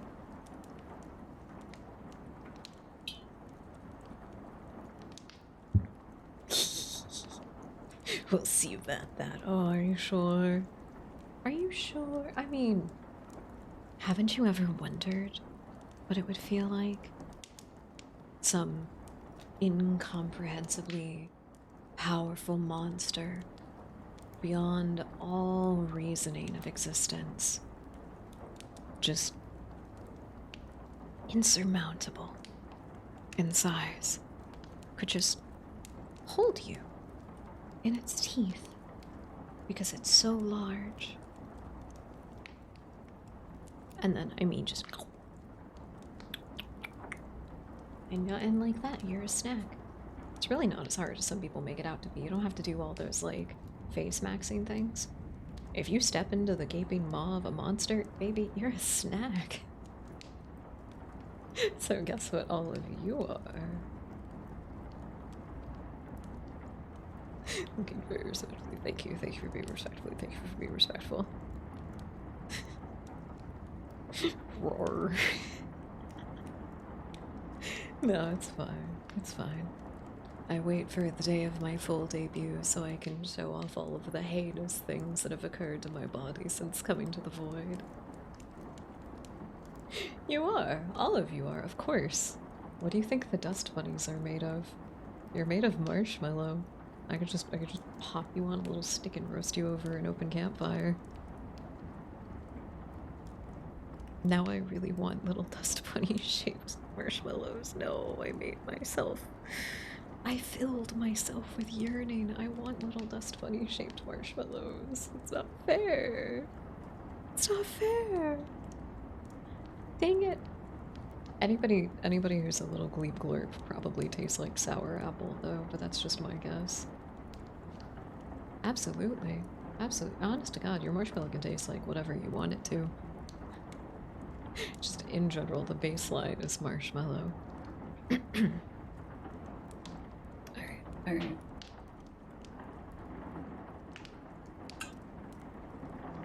Lock in, you little heathens. We gotta give people nightmares. Our next story. The White Wolf. The timber wolves around the French Creek had gotten out of hand. There were so many wolves, the farmers could not stop them from killing their cattle and sheep. So the state put up a bounty. It would pay a hunter $10 for every wolf pelt he turned in. And this is how it contributed to deforestation and why we had to relocate wolves into certain national parks. Dear evil. Dear the real evil creatures out there. Don't be fooled. Don't be fooled. A butcher in town named Bill Williams thought that was pretty good money. He stopped working as a butcher and started killing wolves. He was good at it. Every year he killed over 500 of them. Jesus Christ! Oh my God! Committing ecological genocide. I don't like Bill. I hope he gets eaten by wolves. That came to more than $5,000. It was quite a bit of money in those days. After 4 or 5 years, Bill had killed so many wolves, there were hardly any left in that area. So, he retired, and he vowed never to harm another wolf because wolves had made him rich. Then one day, a farmer reported that a white wolf had killed 2 of his sheep. He had shot at it and hit it, but the bullets didn't have any effect. Soon that wolf was seen all over the countryside, killing and running. but nobody could stop it. One night, he came into Bill's yard and killed his pet cow. Bill forgot about his decision never to harm another wolf. He went into town the next morning and bought a young lamb for bait. He took it to the hills and tied it to a tree. Then, he backed from 50 yards and sat down. With his gun in his lap, he waited. When Bill didn't come back, his friends started looking for him. Finally, they found the lamb. It was still tied to the tree. It was hungry, but it was alive. Then they found Bill. He was still sitting against the other tree, but he was dead. His throat had been torn open. There was no sign of struggle. His gun hadn't been fired, and there were no tracks in the soil around him. As if for the white wolf, it was never seen again.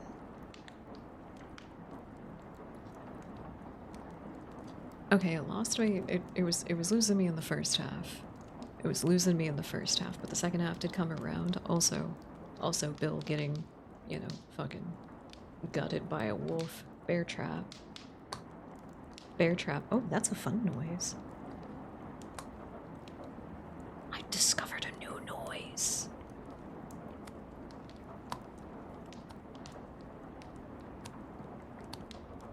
That's a really fun little noise. Oh my god.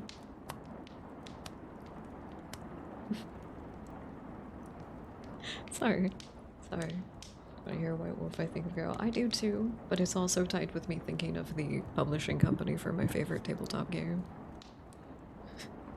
It's just the duality of those two things fighting with each other in my mind. Ooh, okay. I'm kind of... Oh, this one is... This is the longest one so far. It's the haunted house, but I was thinking we could skip down to the classic. The one with the very particularly scary lady face. I think she's in this one. I'm scanning the art. Maybe the haunted house is the one I'm thinking of. I didn't actually watch the film adaptation. No lying, I didn't actually watch the film adaptation. But there's that one costume that they made for it, just a lady that's like... just kind of looks like she's made of melted silly putty. It's very spooky. It is very spooky. I guess we can just keep on going. I haven't disliked any of the stories. Some of them are just a little bit more silly and campy than others. We also have an ad break coming up here in just a moment. We will take a break when it comes up, so nobody will miss a thing. During that ad break, I would recommend getting some water, stretching your legs, go into the little gamer's room if you need to. Don't forget to wash your hands. And maybe behind your ears if it's been a minute. And kind of like wash up past the wrist and get like all up under your nails and all that. I did my nails today, but they don't look like super... So I broke my thumb. I broke my thumbnail. This is the shortest it's been in like years. Normally it's like this. Normally it's like this one. And this one broke. I was so sad. Thank you. Every time we get close to the ads happening, I get really silly. I can't get invested in the spooks and the scares when there's about to be a fucking... I drew a blank. I get sports ads and I get weird food ads. I still remember those really weird Miracle Whip ads that were everywhere for a minute. Didn't like those. Did not take kindly.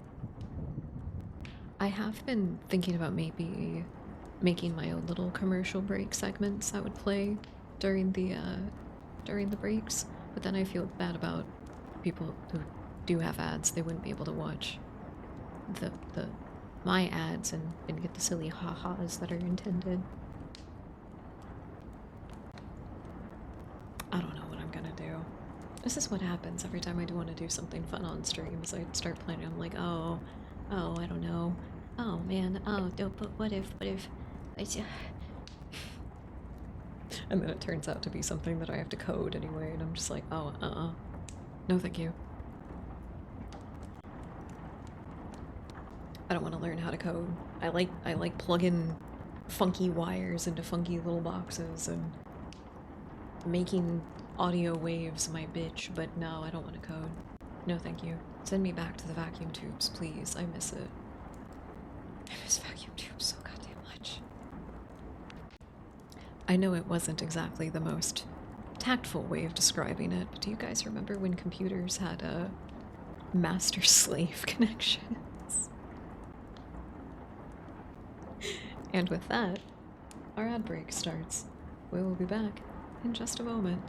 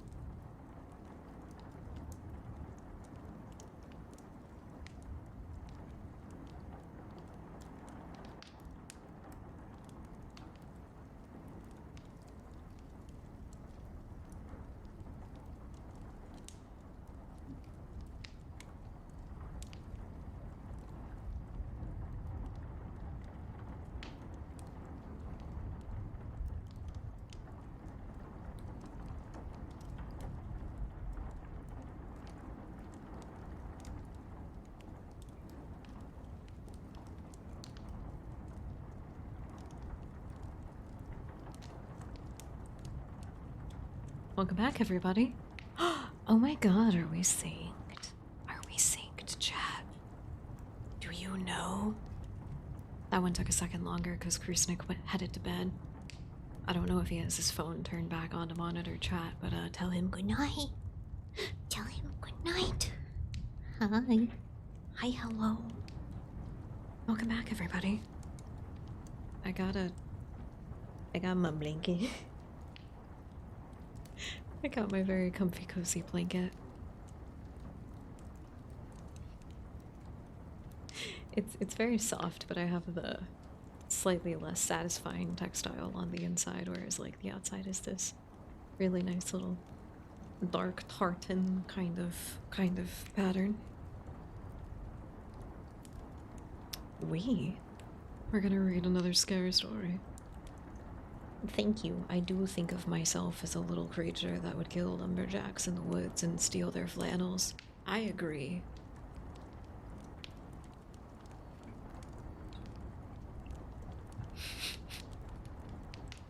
Tag yourself. Which fearsome critter are you?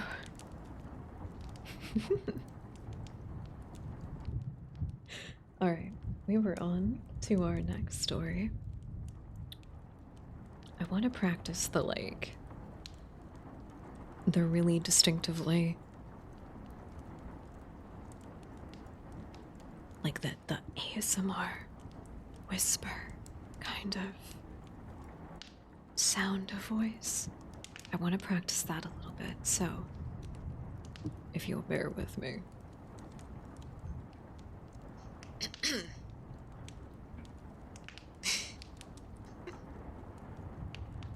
Really? I like the little corgi that's a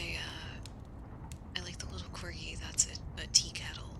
I can't remember what he's called. It's probably something like the tea kettler. They're very cute. They're very cute. We could read about fearsome critters one of these days. That'd be fun. Alright.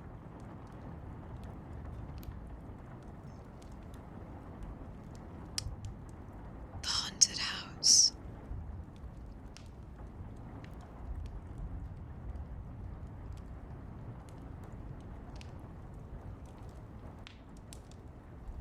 Sorry, I had to clear my throat again. If you've been wondering why you feel bad lately, it's because it's hay fever season. It's because the ragweed is out. If you've just been feeling a little extra cruddy lately, it might be because of hay fever. And guess who has to wane off of their allergy medicine right now? I'll be fine, don't worry about me. I'm resilient. One time, a preacher went to see if he could put a haunt to rest at a house in his settlement. The house had been haunted for about 10 years. Several people had tried to stay there all night, but they always would get scared out by the haunt. So this preacher took his Bible and went to the house, went on in, built himself a good fire, and lit a lamp. Sat there reading the Bible. Then just before midnight, he heard something start up from the cellar, walking back and forth, back and forth. Then it sounded like somebody was trying to scream, but got choked off.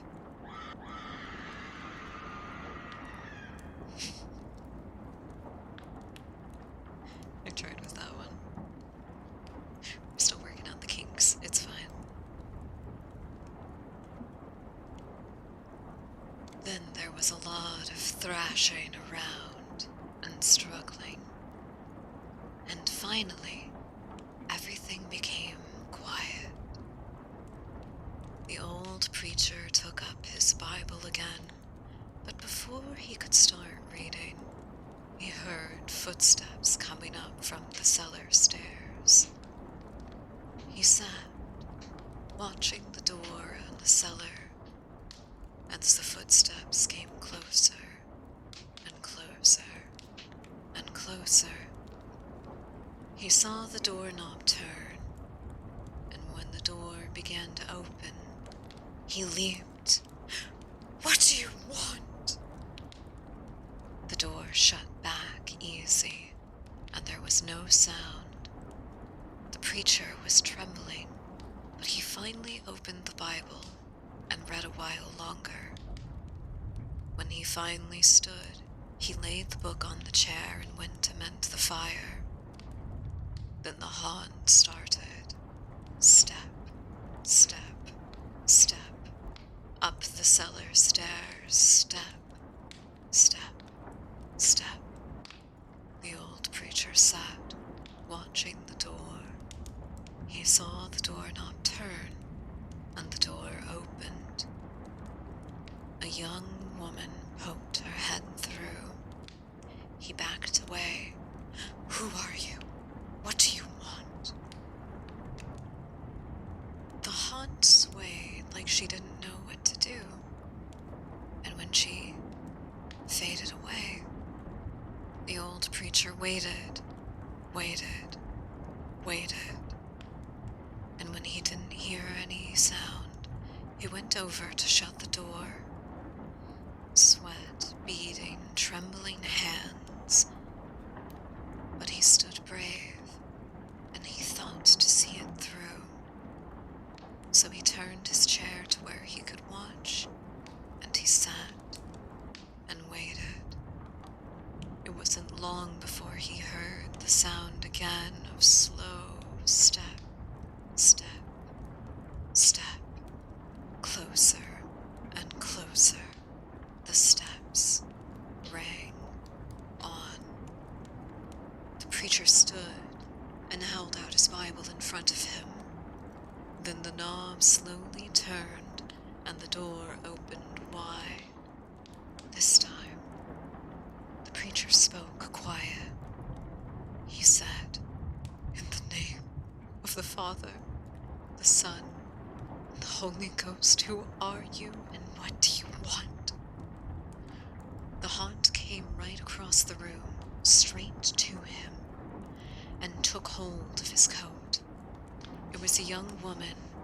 Her hair was torn and tangled, and the flesh was dropping from her face so that he could see the bones and the part of her teeth. She had no eyes, but there was a sort of blue light in the furthest back part of her skull. And she had no nose. Then she began talking. It sounded like her voice was coming and going with wind blowing through it. She told how her lover had killed her for money and buried her in the cellar. She said if the preacher could dig up her bones and bury her properly, she could rest. Then she told him to take the end of her finger and to lay it in the collection plate at the next church meeting, and he'd find out who had murdered her. And she said, "If you come back here once more after that, you'll hear my voice at midnight, and I'll tell you where the money is hidden, and you can give it to the church." The ghost sobbed like she was tied, and she sunk down towards the floor and was gone. The preacher found her bones buried them. The next Sunday, the preacher put her little finger in the collection plate, and when a certain man happened to touch it, it stuck to his hand. The man jumped and tried to scrape and tear it away. Then he went to screaming like he was going mad. Well, he did confess to a murder. After the man was hung, the preacher went back to the house one midnight, and the haunt's voice told him to dig under the hearthrug. He did, and he found the largest sack of money he had ever seen. And where that haunt had held onto his coat, those bony fingers that had burned right through the cloth never did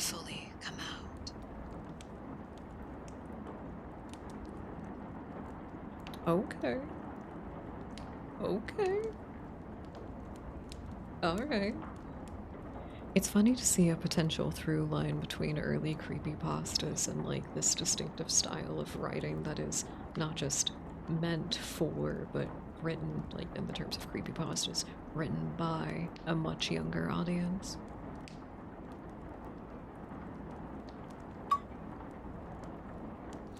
Dude, I could absolutely see some like horror obsessed fucking 12-year-old in 2008 reading scary stories to tell in the dark and being like, oh man, I wonder if anybody else likes this book. And then they fucking go to Reddit and they go to No Sleep and it's just, oh, this is the scariest thing I've ever read. I should write scary stuff. And yes, you should. Just, you know, maybe be careful where you post it because people on the internet can be mean sometimes. The Godzilla NES one? I have not. I'm a big fan personally of The Man in the Suit. I like that analog horror project, but no, I haven't seen an NES one. Hold on. I think I have to crack my neck too, so I'm gonna stretch real quick. Bone cracking ASMR.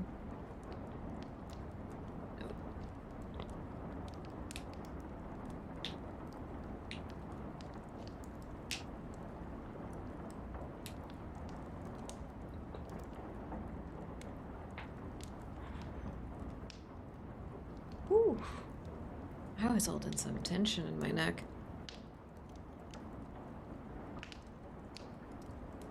Oh, that's cool. Hell yeah. I was trying to look up ones that we hadn't watched on the channel before, but kind of a certain problem is that I've been doing this for a while, and there's a lot of ones that we've experienced as they've released. Vita Carnus was one of them.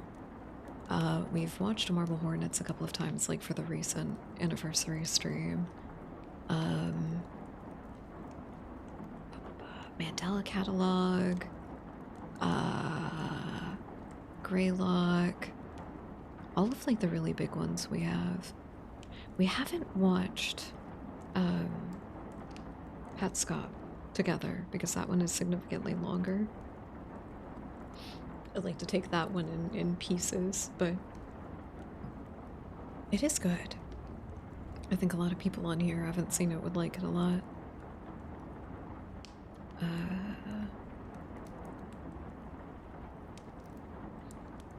The Creepypasta Wiki description for NES Godzilla is a very in bold, italicized, and underlined text, long pasta about ...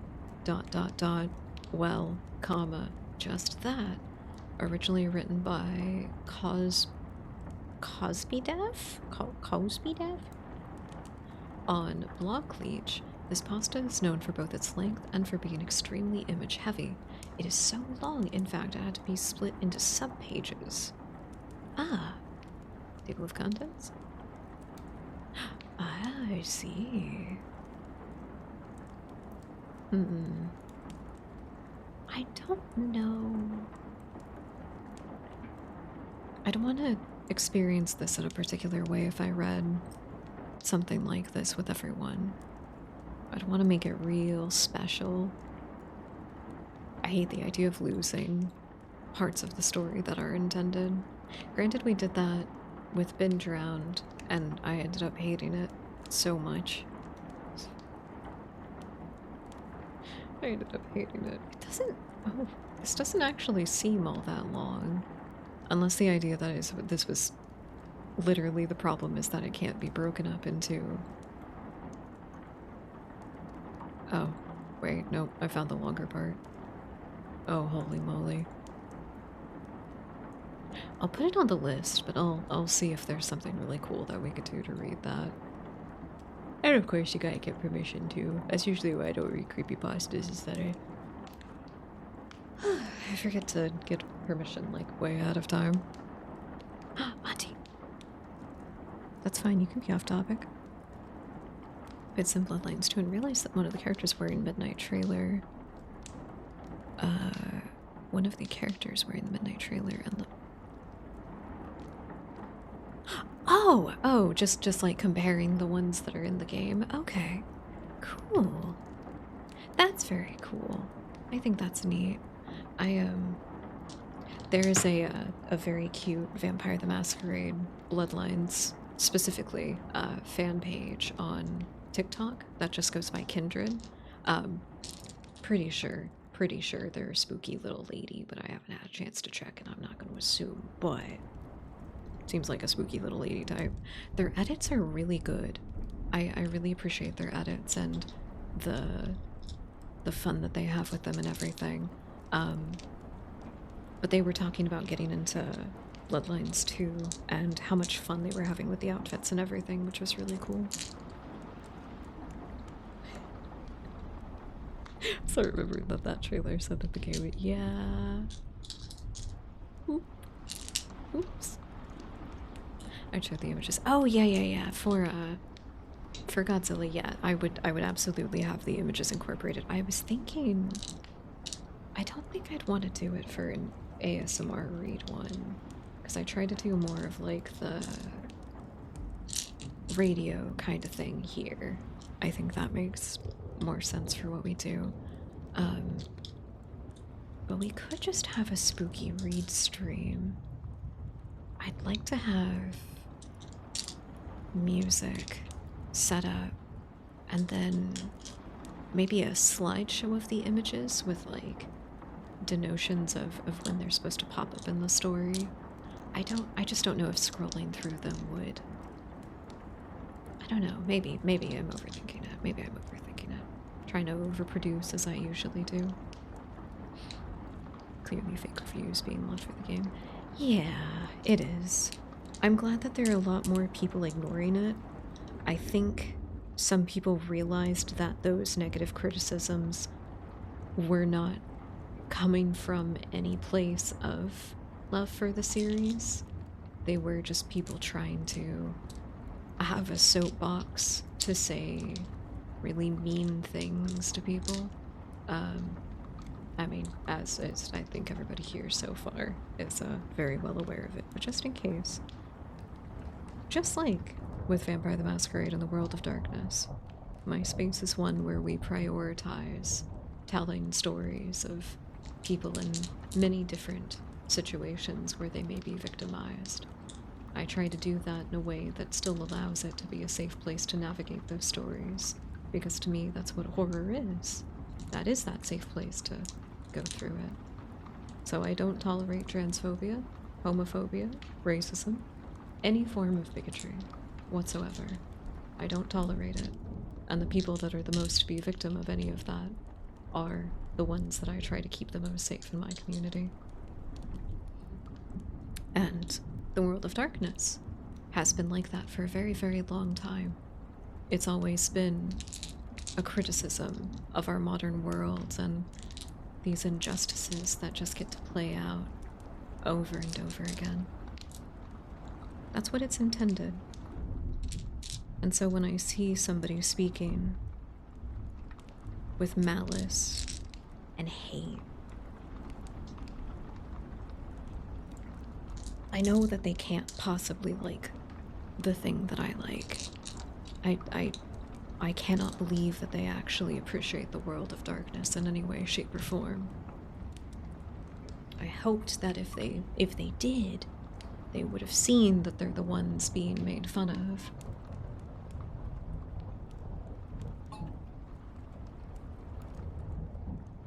Oh, that's fine.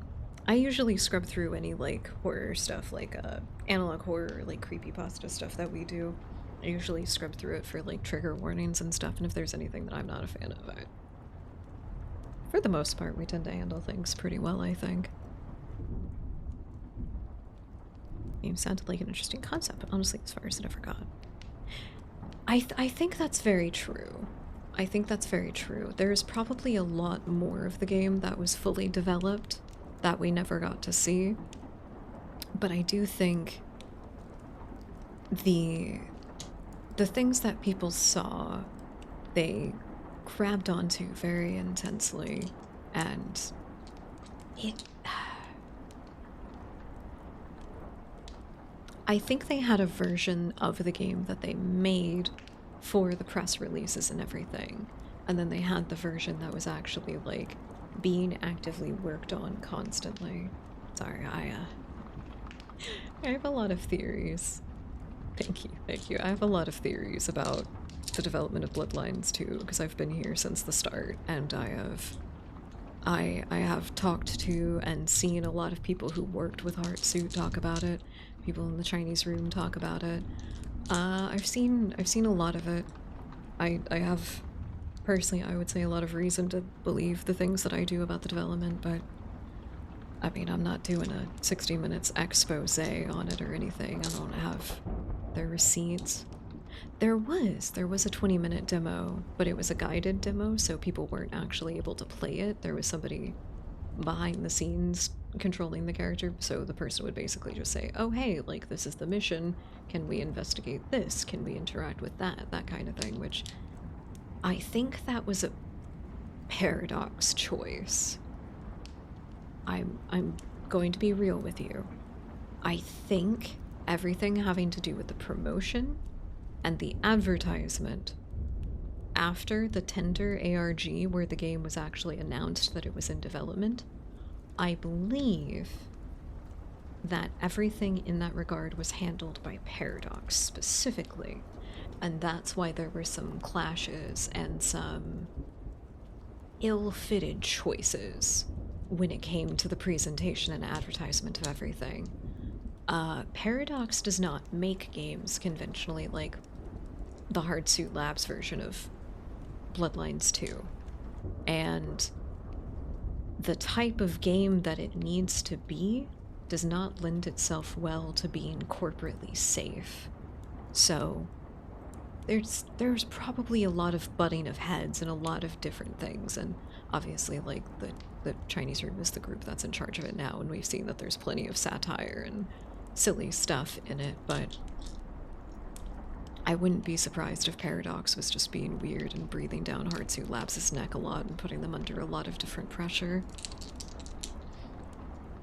I think if we want to call what they showed us purely conceptual, which might be a little bit of a stretch, I think it was fairly well polished, honestly, for what it was. But I get it. If we do want to call it a concept, the proof of concept was solid, but it was the overly negative reaction that it received, I think, made Paradox panic and freak out. It doesn't help that people were getting actually harassed. People on the development team and people that were a part of Paradox were getting harassed for stuff. It escalated to a very, very scary point very, very quickly. And so Paradox already kind of dicking around, kind of fucked up in that regard, I think, by panicking. It's a multi-million-dollar corporation. Like, fucking, you have money to protect your people. Chill out. Sorry.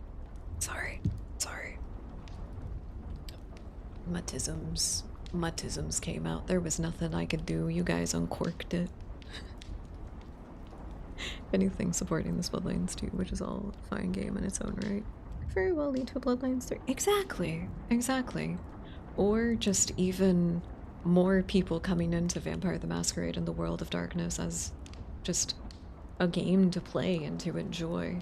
I hope people do go back and experience Bloodlines 1 in a different way than they did the first time around, so they can see these spiritual successor through lines that I am very, very, very certain are in Bloodlines 2. Spiritual successor, and I'm okay with that. It was never going to be a sequel of the original game.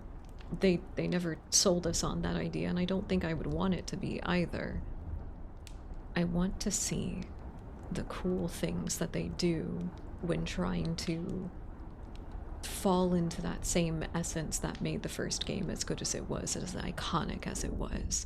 I want to see what people try to do with it. Whether they fail or succeed is on whatever its own merit, but I don't want to fully judge it until I, actually experience it.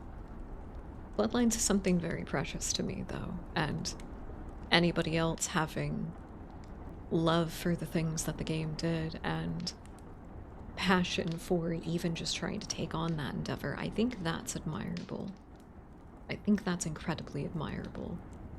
But I'm also not a hashtag gamer type. I am an artist through and through. I get very art theory about games, and I'm not going to apologize for it. Everybody else needs to deepen their level of interest with the media that they consume. Be artsy about it. Don't just be a weirdo.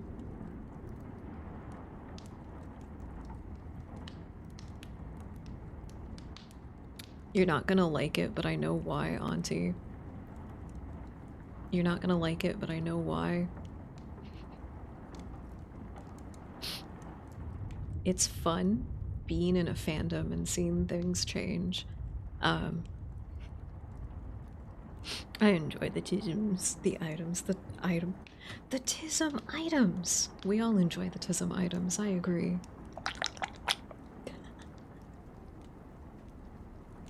Sorry, that one was terrible. Do you want a cute little bell for your trouble?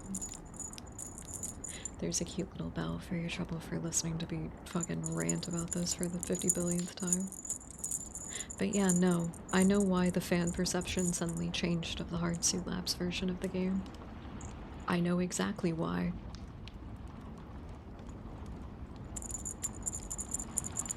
I'm never gonna fucking tell anybody, though. Not until I make my 60 minutes expose. And it's very cute. It's a very cute little sound. Exactly, exactly, and we're gonna get more Vampire the Masquerade stuff. Maybe we'll get some really good Wraith the Oblivion and then Mage the Ascension stuff too at some point. They're really underselling how much people would like the fucking Mage stuff. They love it.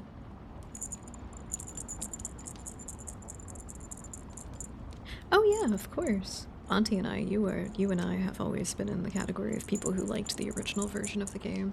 I didn't understand the hate that it got at the time. It was really silly.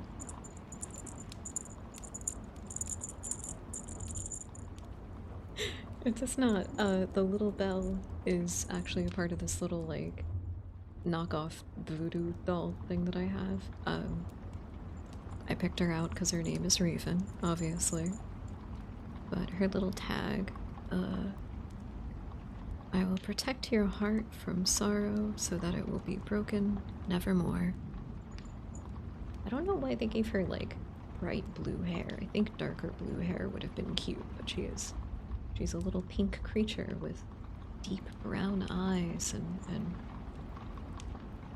you know, I thought it was appropriate. Oh, I also loved Swan Song. Excellent VTM game.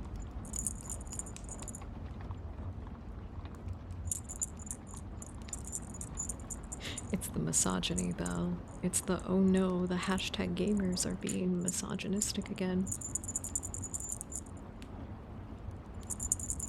It has to be quiet because it's always ringing.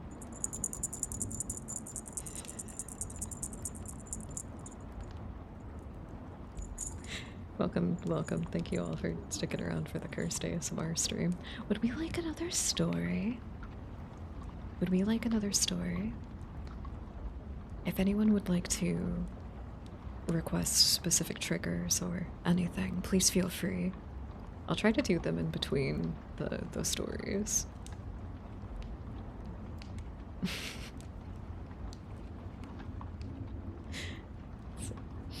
This fucking misogyny bell is quiet because it's always ringing.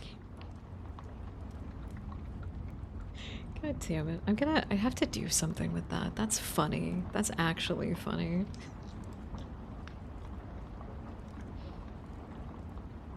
I added a stream marker button so that I can actually, like, clip stuff significantly easier, but I forgot about it until now.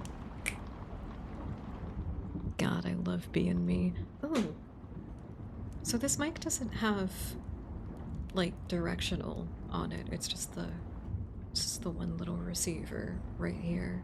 But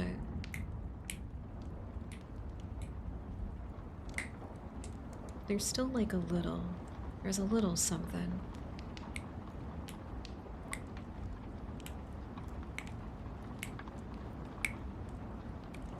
I don't know why people are allergic to cute girls. Sounds like a skill issue to me.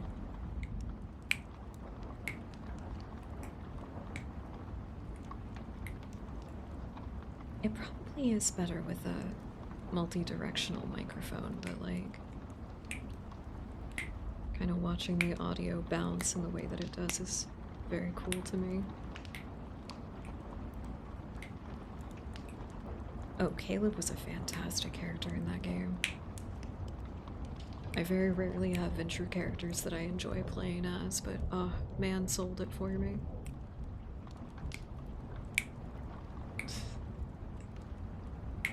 That's why we like over-the-counter allergy medication. You can get it anywhere. Alright, I think I'm ready to do another story. Kind reminder to hydrate, everyone.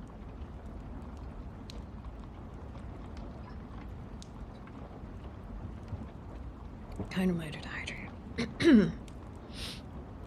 Hold on, I'm gonna clear my throat real quick.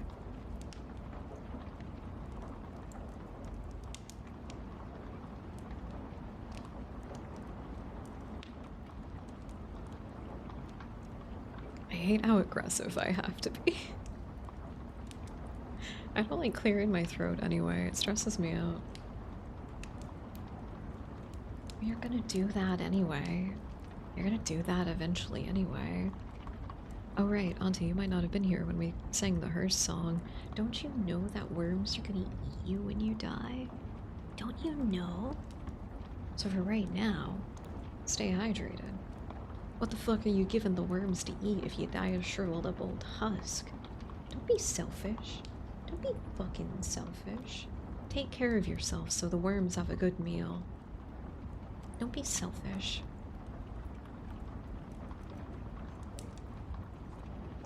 Our next story. The Guest. A young man and his wife were on a trip to visit his mother. Usually, they'd arrive in time for supper, but they had gotten a late start, and now it was getting too dark, so they decided to look for a place to stay overnight and go in the morning.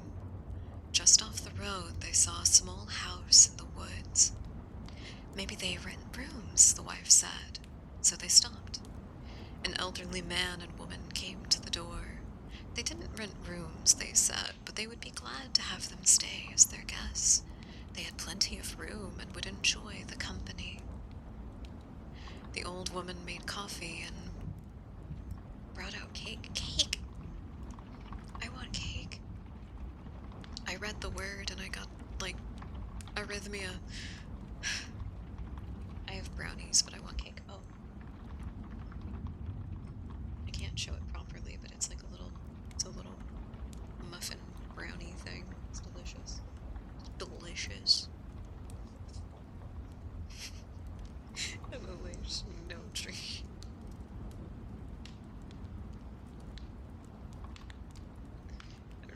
I like that by instinct I read that in the fucking Papa Roach song. I like to just by instinct I read it like that. The old woman made coffee and brought some cake, and 4 of them tried to talk for a while. When the young couple were taken to their room, they again explained that they wanted to pay for this, but the old man said he would not accept any money. The young couple got up early the next morning before their hosts had awakened. On the table near the front door, they left an envelope with some money in it. Then they went on to the next town. They stopped in a restaurant for breakfast. When they told the owner where they had stayed, he was shocked. "That can't be," he said. "That house burned to the ground and the man and woman who lived there died in the fire." The young couple could not believe it, so they went back to the house, only now there was no house. All they found was a burned-out shell. They stood staring at the ruins, trying to understand what had happened. And then the woman screamed. Don't worry, I won't hit the button again. In the rubble was a badly burned table like the one they had seen by the front door. on the table was the envelope that they had left that morning.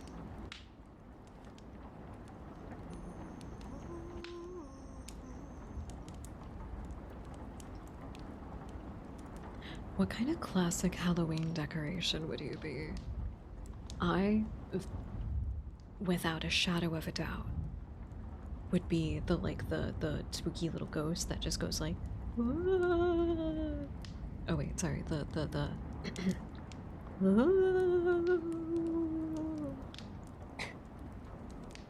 God, that feels weird.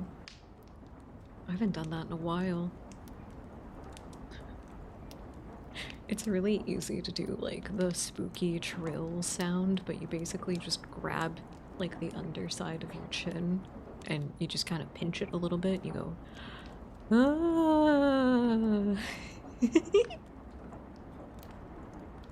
There's too many to choose from. Ah. None? Really? You wouldn't be any of them? Usually that makes me think somebody is a little pumpkin. Not even a jack-o'-lantern, just a little pumpkin. Which is fine. Pumpkins are cute.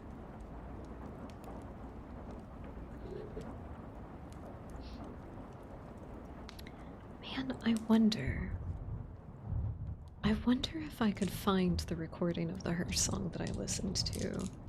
I'm pretty sure. I'm pretty sure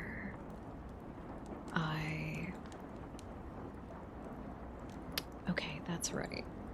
It was a part of A Prairie Home Companion hosted by Garrison Keller. His reputation has not stayed savory in recent years. However, I would be remiss if I didn't admit that the Horrors Companion collection of Halloween broadcasts was not incredibly influential to me growing up. I got it from the local library and then I never returned it. Yes, I committed theft against my local library. The woman at the local library misspelled my name 6 times on my library card, so don't worry about it.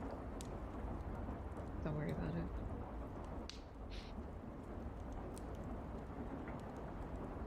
I've been on the internet too long. There's a very visceral image that came into my head and I hadn't thought about that in a long time.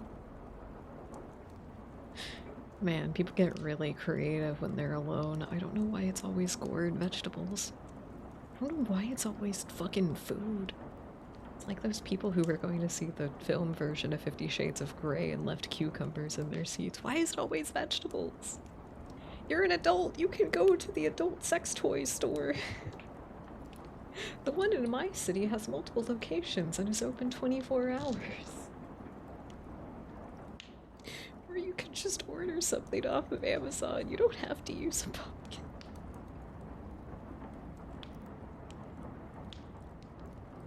What do you mean, busted? Trying to imply that I was looking for that content rather than the significantly more likely things that I just stumbled across it. As we do with all horrible things that we find online. I guess you don't have to add whipped cream to that pumpkin pie, though. I'm gonna show myself out. I'm gonna show myself out of this world. I hated that. It's a Halloween special. You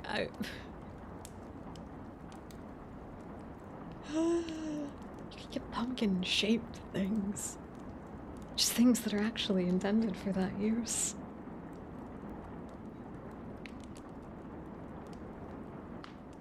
Portrait of the cordon. God, no. Okay, actually, that's... I've always thought that that would be really funny, but we need a as much as I would like a community full of whales that were really focused on redistributing the wealth, I think it would be even more funny to have a community of hentai artists. Because I see all of the funny shit that, what is her name? Melissa the Tiefling does, and all of the silly things that crop up because of her shenanigans.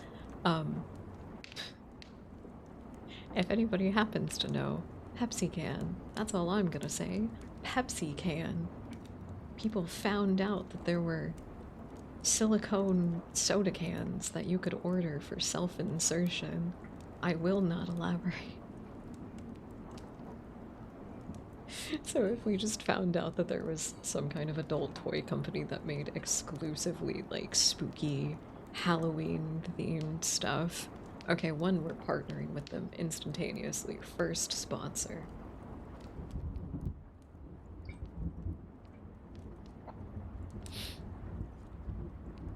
But also, that'd be some fun decorations to have around the house, wouldn't it? Oh no, that's terrible. I'm so sorry. Oh, I'm so sorry to that girl.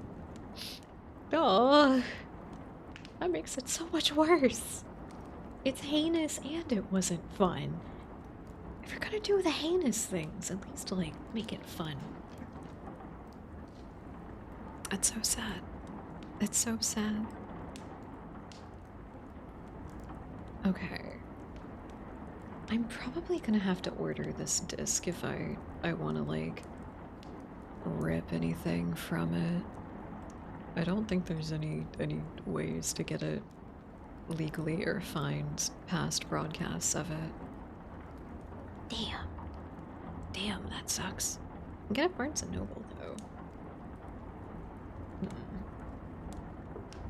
I want it because I want their version of the Hearst song that they sung.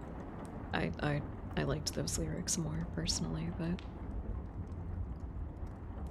do we want another Nightmare Before Christmas song?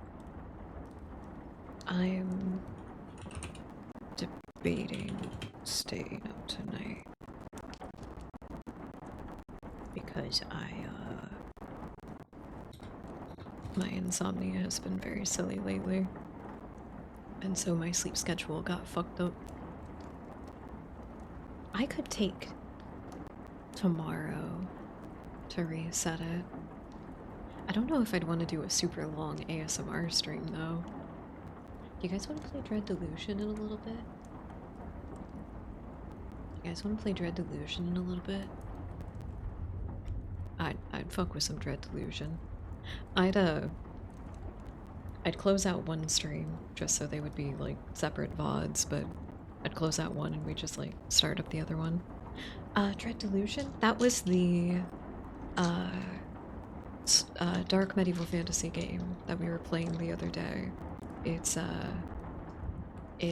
We're adventurers roaming around a world of floating islands in the sky, trying to save our skin, essentially, because we got caught by the Inquisition. It's a lot of fun. It's a lot of fun, and the VODs for it have been getting a lot of attention, which to me is just really cool because I get to share this game that I really like with other people. I feel like Dread Delusion didn't get a lot of attention when it came out, but it's genuinely very, very good. And then there's the other one that came out very recently. Moga? Maga? Mauga? I don't remember. But it's another, like, gothic medieval fantasy game. It looks like it's got a little bit of, like, extra movement to it, which looks like a lot of fun. I'll definitely have to check it out.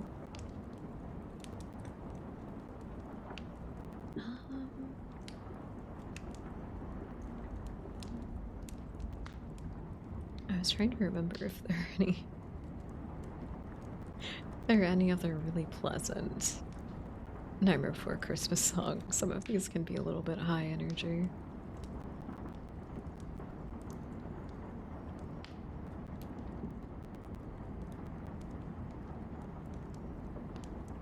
If I sing This Is Halloween, we gotta do it on a karaoke night. Because that one's just fun to do all the different little voices for.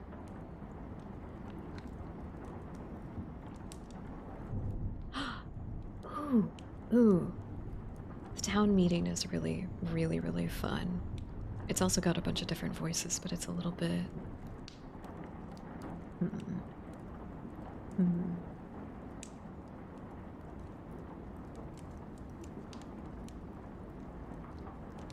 I this one would be good. I think this one would be good. Okay. Yes, noted. Noted. Karaoke streams. Would we, obviously it's a good idea to actually, you know, reward people for making our goals and stuff, you know, just in case you hadn't seen that little bar that's down there. It's good to actually reward people for meeting the goals.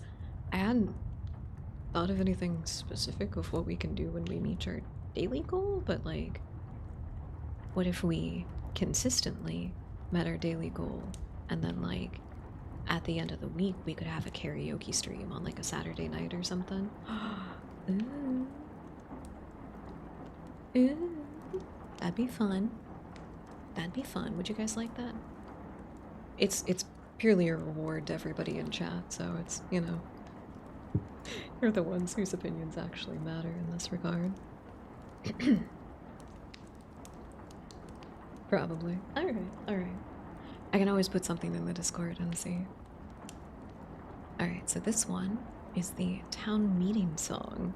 This is when Jack comes back to Halloween Town and is trying to convince everybody to do Christmas instead. Sounds fun. Alright, alright.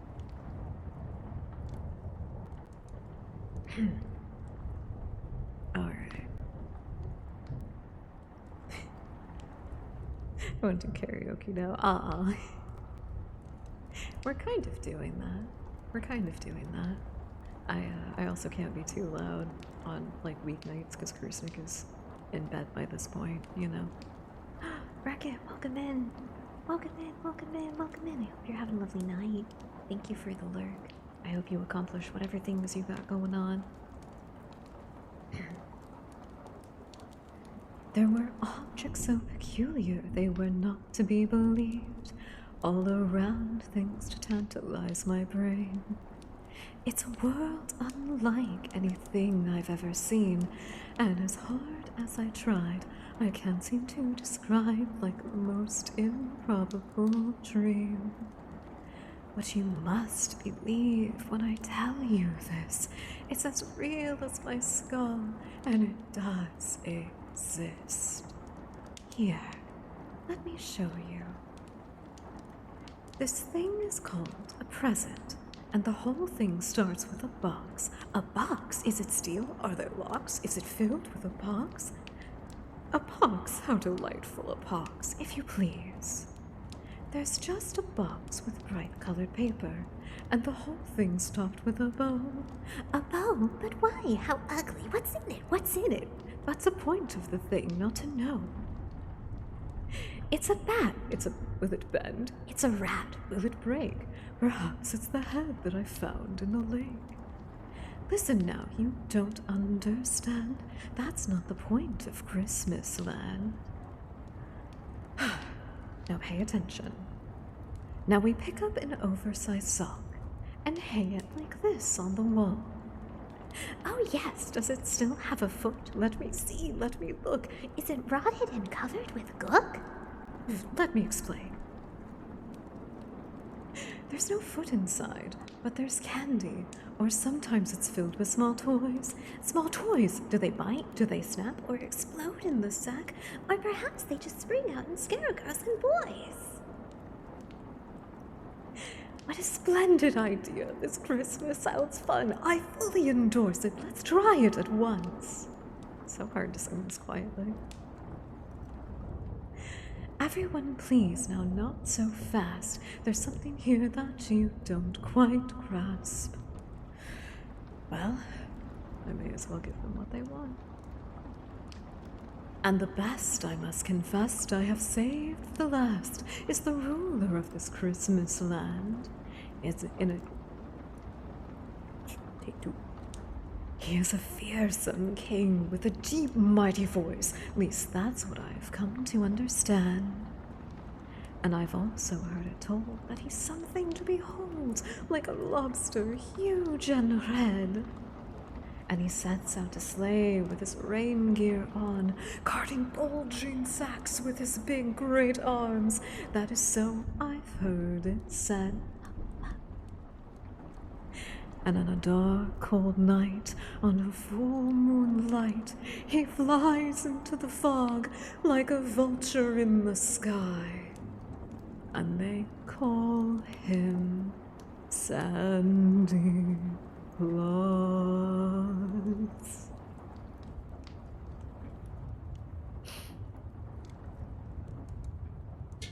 I just feel more silly. The laments are where, like, the lullaby vibes are at, I think. What's a good lullaby? Or something that translates really well into a lullaby? Let me see what songs I have saved, actually.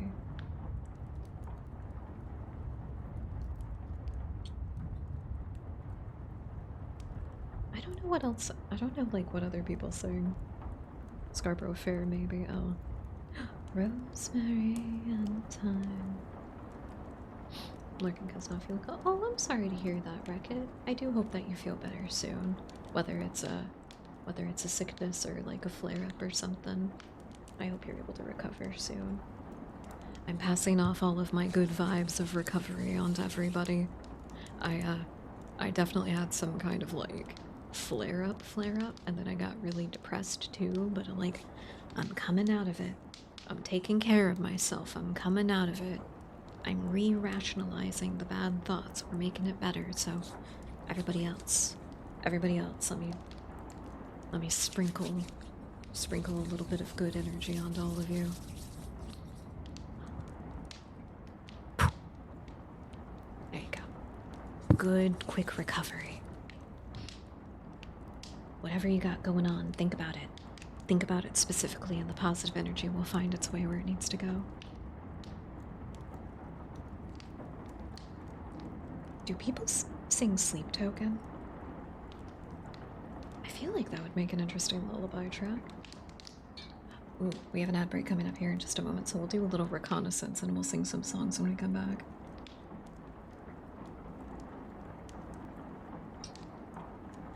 Ooh.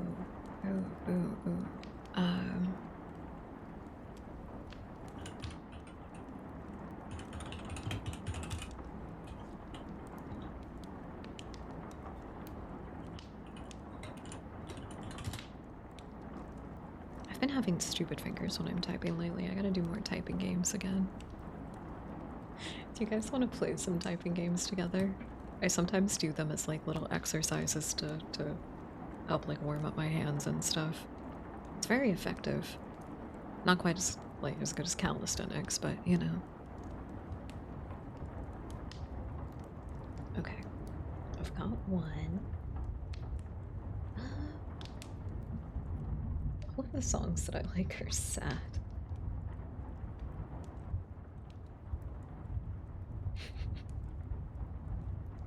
All of the songs I like are sad or, oh my god, really horny actually. I'm building a slut pop playlist. I don't know if we'll listen to it on stream, but it would be fun. It would be fun.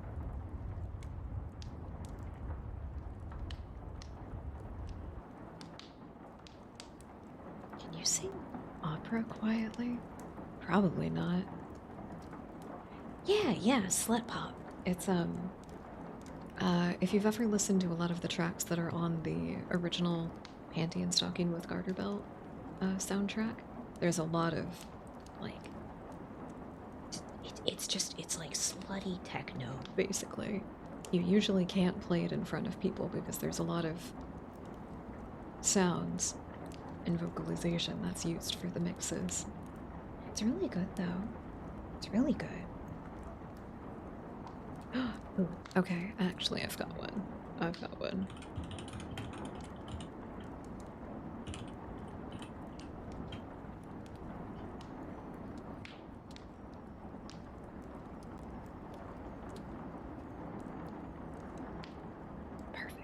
Perfect. I think if I get one more, I'll be happy.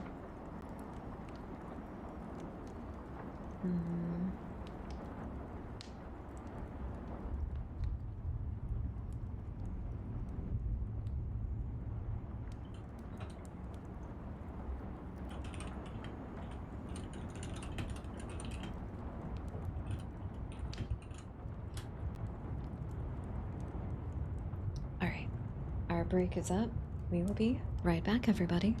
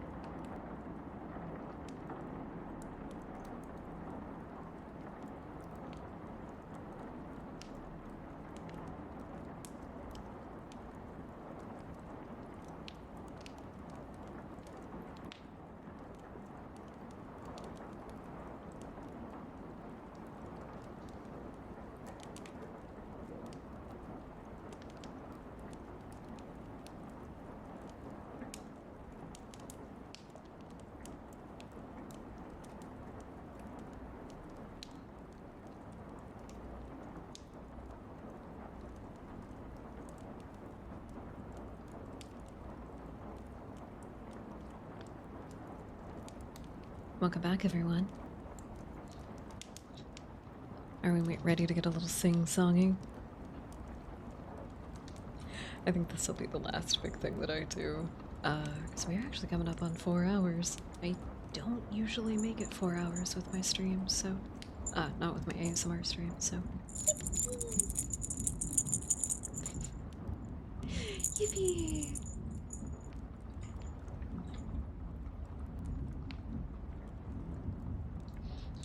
but then I think we might switch to playing Dread Delusion, so I have something to keep me awake today. I don't want to worry about things. I've been like so tired and in recovery mode for this past week that I'm just like, I don't even want to try and pretend like I will legitimately be working on anything. You gotta remember to give yourself breaks like that every now and again, otherwise you'll go crazy. Just like, oh, I gotta do something. It's like, yeah, but you're not in condition to. But I have to do something you're not in condition to. Just let it be. Just let it be for a little bit. It's stressful, especially when you find out that you're a workaholic because you put yourself in a position where you're doing and encouraged to do things that you really truly enjoy. And God, do I wish that on everybody. I like what I'm trying to do. If I don't take care of my condition, though, I'm not going to be able to do it for very long, you know? We can't burn ourselves out mentally, physically, or emotionally. Just rest. It's okay. Breathe. You'll come back and you'll probably have loads of good ideas. If you really want something that does make you feel productive while you're not actively working on anything, write down your ideas. Write them down. Give a nice little synopsis for it, and then just put it away. I have a lot of ideas in my little notebook. Would you like to see some of the... I think I can only show you like 1 or 2 of these. But I did some junk journal stuff. I did some fun junk journal stuff. Because I went to a thrift store and there was like a grab bag of a bunch of unfortunately very stolen Junji Ito stickers. Unfortunately very stolen. But they were all 50 cents. And you know what? I don't know if Junji would actually mind, but I don't know, but I did a couple of these. So usually people do junk journaling as like a form of event art in a lot of different ways. That's kind of how I tried to think of it, even if I ultimately had to channel energy that doesn't necessarily resonate with me anymore. Hello, Raven Corvus. Cousin! Welcome in, cousin! I'm sorry, it's an ASMR night, otherwise I would squawk at you in our native tongue, but we don't want to disturb anybody, so... Welcome in. Welcome in. How are you? I'm sorry, there's a very cute video of a... There's actually quite a few. Corvids, for some reason, really... They gotta, like, throw their body into it when they talk like people and they mimic those sounds. And so it turns out, Corvid's asking, how are you? All kind of sounds the same and has the same little, like, bouncy motion that they have to do to be able to, like, get it out. So they go, like, how are you? How are you? But welcome in. I hope you're having a lovely night. Oh, wait a minute. You've been here before. I'm an idiot. I'm so sorry. I'm so sorry. You've been here before. My bad. We control, that works.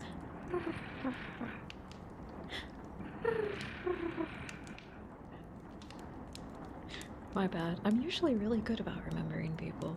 Oh my god, your little dude is so cute. Have I shown you guys the concept art that we're working on for the 1.0 full debut? You are big brain. Very, very big brain. Very developed frontal lobe. Lots of personality. Deeper synapse connection so you can learn how to develop games and tools and play with other creatures of other species. I've been doing some fun design stuff. Ultimately, for what I want to do, um, our legitimate, so to say, VTuber debut, the model is gonna be insane. So I need a lot of time on that. So I'm just working on design nitty gritty stuff in the meantime until I have like an expendable $3,000. Expendable $3,000. Holy moly. But some lore tidbits are being worked out along with them because I love VTubers that do have a lot of intricacies woven into the design of the character and the lore itself. That's a lot of fun because it's a very like VTubing kind of just gets to be this endless creative experience in that way for me. So, you know, I might not have money to get other artists involved in the project right now, but I'm dreaming big, and nobody can stop me from dreaming big. Nobody should stop you from dreaming big either. So there was something that I always thought was I couldn't fully like articulate it, but there is a sense of irony in a story about a character that, you know, yeah, I share a name with my character. It's a self-insert. What do you want from me? I'm a simple person of simple pleasures. Leave me alone. I've always thought it was fun, because Raven is my birth name. My mother had fucky prophetic dreams about ravens before I was born, up until the day before I was born. And so that's why I have my name. And the type of person that I am, it's almost prophetic that I am this way. It's very freaky and very funny. Oh, no, don't worry. I didn't say it was my brand. I would never copyright strike one of the cousins. Would never. I have a very deep kinship with all of my brethren, whatever shade of corvid they may be. Magpies least, but they know why. You know what you do when you come to the family gatherings. Thank you. That's what a lot of people say, actually, Eugenie. A lot of people think that's really neat. So, there's just something very, like, funky about that. But, and this is something that I talk about in a lot of my horror, and a lot of horror that I like deals with the horror of, in essence, just like being a woman in society, but it's being perceived as a woman, or those being perceived inherently with those characteristics that people associate. And there's a kind of, not necessarily like a victimhood that inherently comes with everything, but I've definitely shifted the way that I live my life to avoid uncomfortable situations.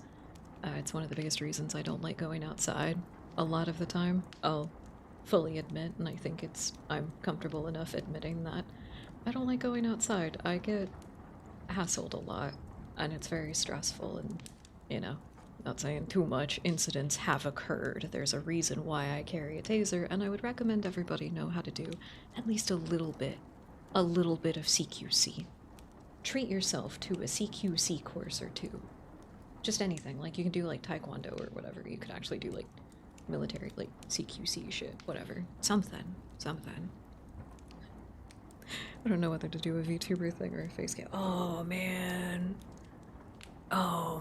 The fucking, like, the wrestler Raven. Kind of like Halucha.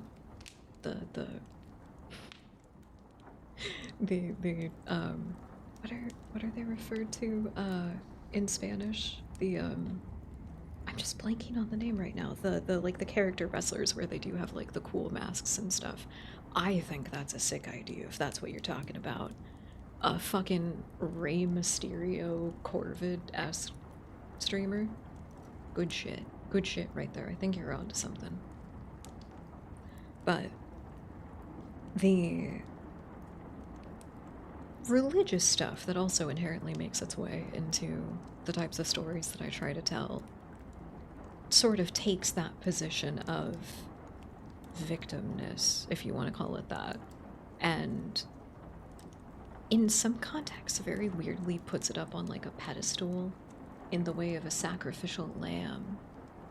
And so, knowing who I am and what I am, but then having this duality of how I am perceived,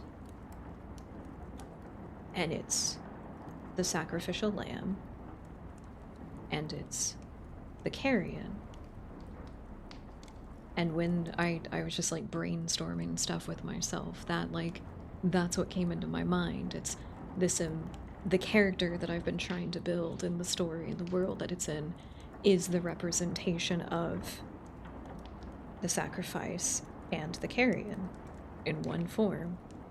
And I was just like, I can't pretend that, like, as a writer, I don't have those moments whenever I just, like, think of a phrase or something cute like that I'm not just like, right. But I think that, like, that came together, and with some other things that I was playing with, it just, like, fed in and led. Everything, like, connected really well in my mind and the way that I wanted to design the character. And so more of the monstrous features that our future little lady is going to have is going to be a little bit more along the lines of this mixing of those ideas. Currently I'm leaning more heavily into the cute little sheep kind of character design, but I've made her very creepy too. I did it by complete accident, but giving a character like goat or sheep eyes instantly is uncanny. Instantly. I'd send this picture, but I don't know where to see it. Oh, we have a Discord server. You can do here. Let me get you. I got you. If you want to join, totally free. We've got I think it would be in the community tab would be the best one. There's a personal projects channel. Anything particularly that you're working on that you're like, oh, I'd love to share this with people. Time for mini goat eyes. Yeah, actually, I'm trying to, that's one of the design things in particular. It doesn't help that one of the inspiration changes that shifted when I made Voidling was being really inspired by Vessel from Sleep Token and Lambert from Cult of the Lamb in equal parts. I just didn't put those two things together at the time, and now that it's there, I'm just like, oh, the lore like writes itself. Shit. Everything is working out. It's coming together great. I'm very happy with it, but like, I'm not the best. I'm still learning like graphic art. I was a traditional artist for a very long time, and then a very lovely, very, very lovely chatter that works with us quite often decided to purchase me my tablet, and since then I've been trying to do all of my own stream art. I've been trying. It's been working out pretty well. You guys like the background? You like the background? I think it's pretty cute. Oh wait, right, I have to tilt my head to get her to... There you go. The Black Goat of the Woods with 1,000 young. Exactly. You get the idea. Something that is associated as being the victim, but is also the representation of the ultimate evil. In both parts, the sacrificial lamb is sacred and revered and held above all else, whether the lamb even knows what any of that means, or the significance to the people who slit its throat. And then in the same breath, denounce the face of Satan as that of the goat. How twisted. How absolutely deliciously twisted. Also, not gonna lie, I think Black Phillip is an icon, so. I think Black Phillip is an icon. I love the Vivitch, one of my favorite horror movies. I got a little excited about that one, sorry. Not even talking about my own lore got my audio to peak, except when I started talking about Vivitch, I was just like, I fucking love that movie. I love that movie. Robert Eggers, I can't say that I have like a lot of modern idols or like people that I look up to, but definitely out of like the echelon of horror creators that we have, like Robert Eggers captures something for me real particular and just it's so good. It's so good. Yes, I loved Nosferatu. That shit fucked. It fucked. It was so good. I gotta find some time to take my hands off the keyboard, move a tab into another window, and then put my hands back on the keyboard for something else. Oh, I must just find some time for it. Things are just so all-consuming here in the void. It's hard to break my attention away.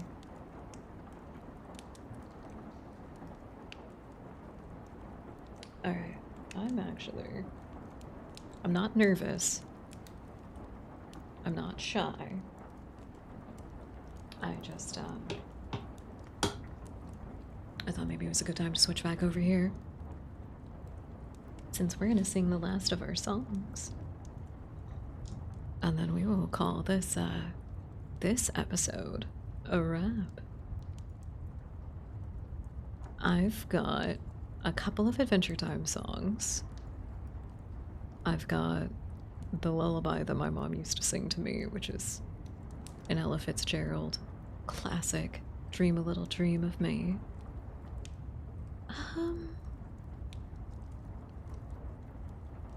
You know what, I'm not gonna sing this one, but we'll do these ones.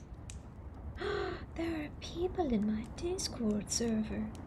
Hello, little people in my computer. Hello, little people in my computer. Oh! Oh! Perpetual baby bat. Oh my god. Baby. I love little babies.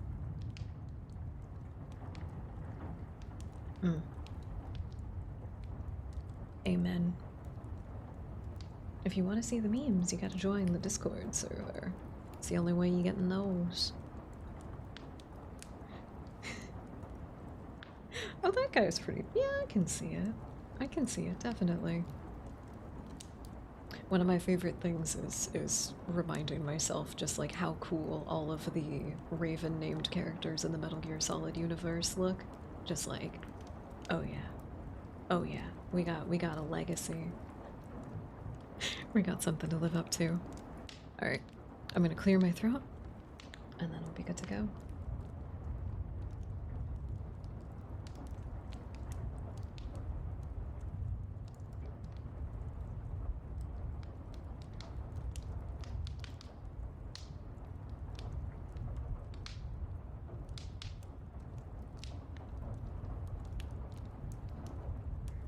Since I mentioned the panty and stocking with garter belt OST earlier, this is my favorite song from the original track list, and I don't think there was any remix of it that appeared in the new one yet.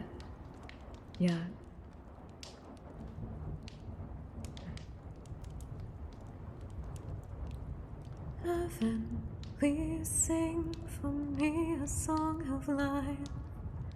Heaven, take me into your skies. There's no place here for me to hide my cries. Night and day I'm missing you.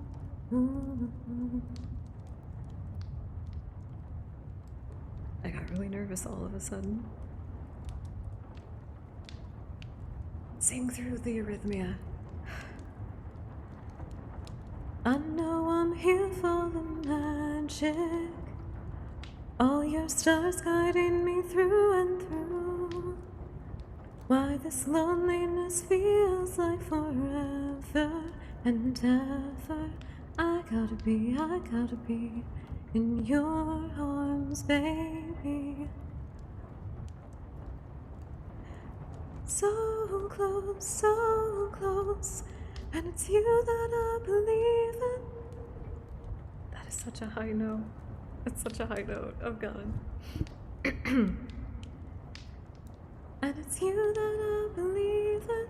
So close, but far away, so far I can't touch. I'll hold on, 'cause it's you I love so dearly. When the rain, the storm, and all is gone, caress me with your sweet lullaby. It's a really good song, I tell you. It's great.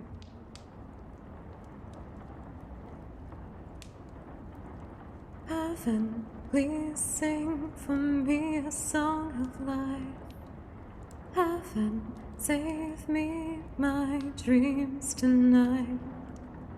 Someday these wings will perish in your sight. Night and day I call for you.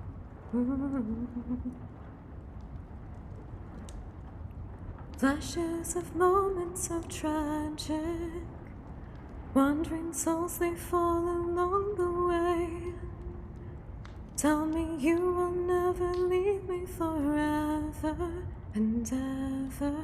I gotta be in your arms, hear me.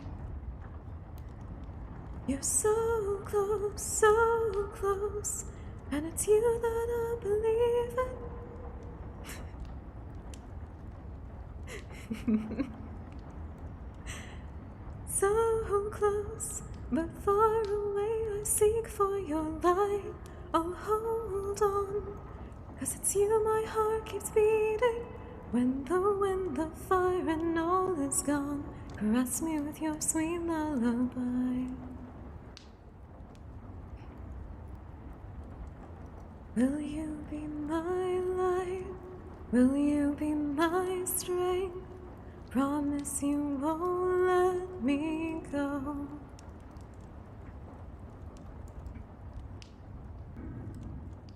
I'll never betray the end of time, but my love's gonna be there.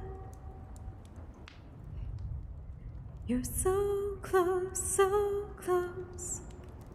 and it's you that I believe in, so close, but far away, so far I can't touch. I'll hold on, 'cause it's you I love so dearly. When the rain, the storm, and all is done, caress me with your sweet lullaby. So close, and it's you that I believe in, so close, but far away, so far I can't touch. I'll hold on. When the rain, the storm, and all is done, caress me with your sweet lullaby.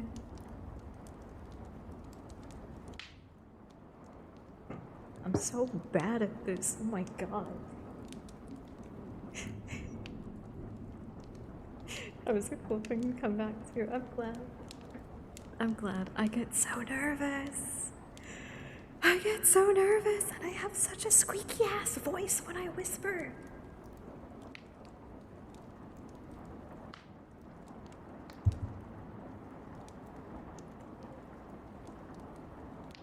You're not allowed to say shit like that while I'm taking a sip of water. Kind reminder to hydrate. Thank you, but shut up. Thank you, but shut the fuck up. God damn it. It's so easy to be so hard on yourself. My god. If any of us could dedicate as much energy as we dedicate to self-loathing, fucking, I think we would have fixed everything. I'm going to take this in the direction of just more of that dysmorphic idea To me, my voice is uncanny. To other people, siren-like, hypnotic, be lured in. Wait, so my voice is actually hypnotic. If I was able to resonate in a way that caused you to dissociate.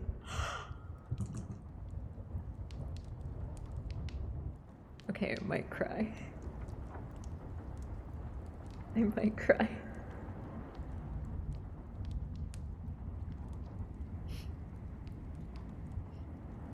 Not trying to ham it up like at all, I swear.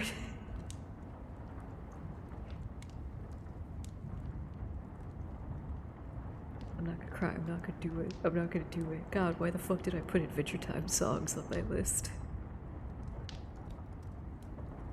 Why did I put Adventure Time songs on my list? God damn it. God, I'm gonna... Oh no. We're fine. We're fine. I'm a crybaby. I'm a crybaby. Chat knows this. I'm a crybaby. Eye-core leaks from my eyes at every available opportunity. There's very little I can do about it. As a wee lad. Aww. Aww. I still have a soft spot for Amazing Grace.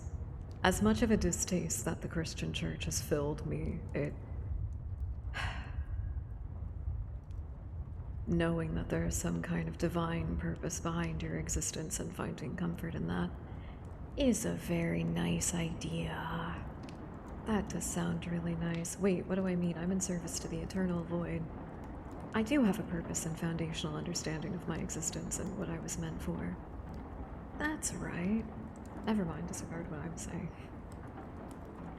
Just know that if I ever sing Amazing Grace, I'm envisioning the endless abyss, like a black hole, all-consuming. Alright, I'm gonna sing you all the lullaby that my mom sung for me when I was a kid.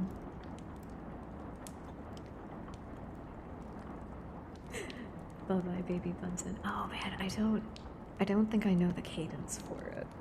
I don't think I know the cadence for it, but I think I remember. I think I remember.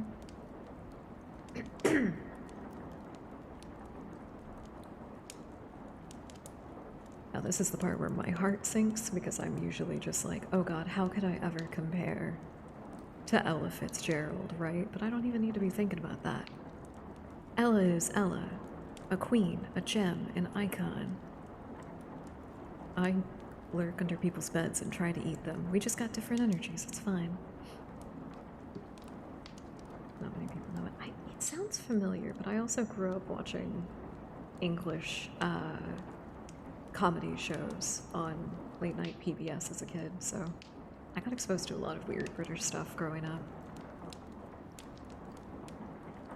Stars shining bright above you, night breezes seem to whisper, I love you. Birds singing in the sycamore trees, dream a little dream of me.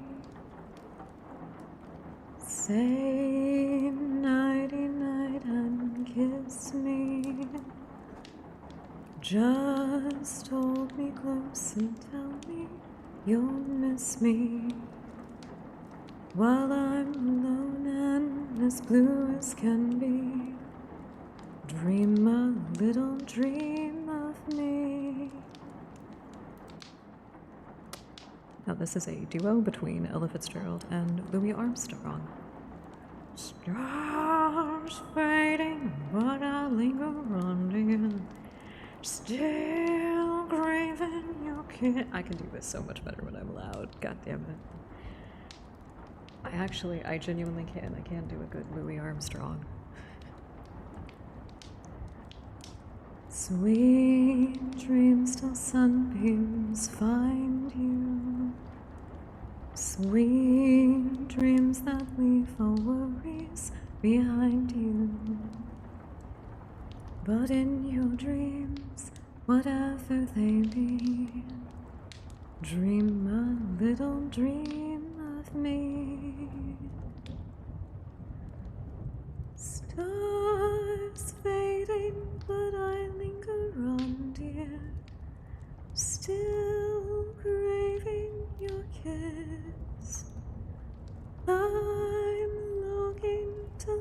darker till dawn, dear.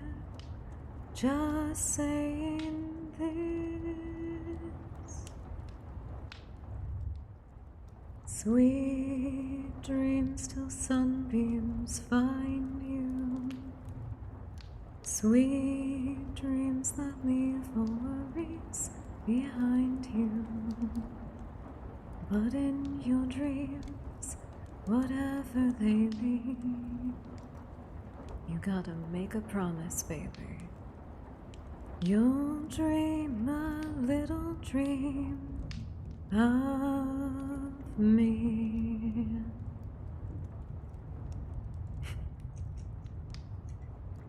Oh, it's 4 a.m. Oh god. Oh god, if it's 4 a.m., please do remember to get sleep. Please do remember to get sleep if you need a yogi. But thank you for spending time with us. I'm glad you guys like it. Glad you guys like it. It's your confidence in me that's making me feel better about it. Bye-bye. Bye, baby bunting. Dad has gone hunting to fetch a baby rabbit skin to wrap his baby bunting. Huh. Interesting. Oh, no. Well, maybe. If Yogi is heading to sleep. No, I desire to stay awake. PBS is goated. Yes, it is. Highly recommend. PBS is still goated, but if you can come across, like, recordings of broadcasts from the 2000s, bro, it's vibes, especially at 3 a.m. They had, They had a Red Wall, which was a sci-fi comedy. It's very, very fun, and it's very iconic, so it gets referenced a lot. I think there's actually a few references to it in the original Fallout, if I remember right. And then there was also Young Ones, which was a story about a group of 80s alternative young men who all lived in an apartment with each other and the shenanigans that they got up to. I don't remember so much about that one specifically, but I think it was alright. I don't think there were any skinheads in it, at least I hope not. You are now fined. Go Hinako, you got this, girl. I love my women who were put through the ringer and overcome. I'm always rooting for them. I typed. See, I didn't even notice. I was his middle ages, by the way, don't just... No, that's fine. I get it. I've heard some twisted stuff when it comes to historical fairy tales and lullabies. It usually is just like, hey, don't get killed. Good luck. Alright. I'm not even gonna ask this because I know we have some Adventure Time fans in chat. I know you're here. I'm thinking Monster, because that's my favorite.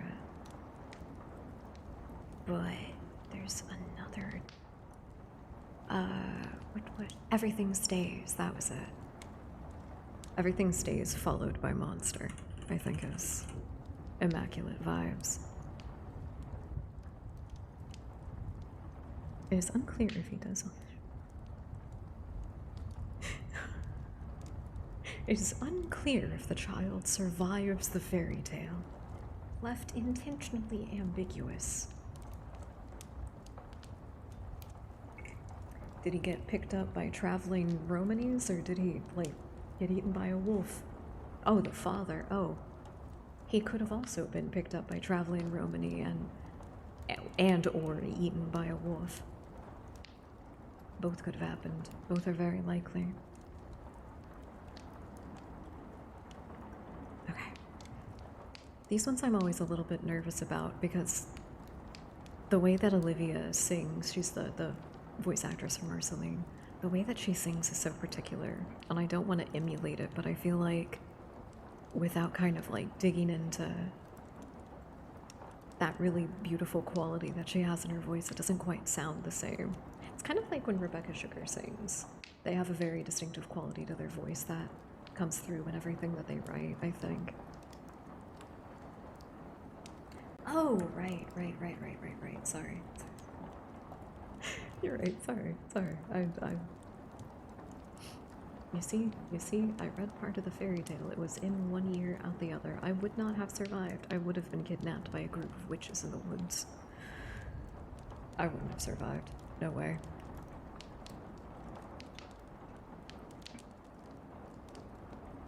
Let's go in the garden. You'll find something waiting. Right there where you left it, lying upside down. When you finally find it, you'll see how it's faded. The underside is lighter when you turn it around. Everything stays right where you left it. Everything stays, but it still changes ever so slightly, daily and nightly, in little ways, when everything stays. Go down to the ocean, the crystal tide is racing, water's getting higher as the shore washes out. Keep your eyes wide open when the sun is blazing. The moon controls the tide, it could cause you to drown. Everything stays right where you left it. Everything stays, but it still changes ever so slightly, daily and nightly, in little ways, when everything stays.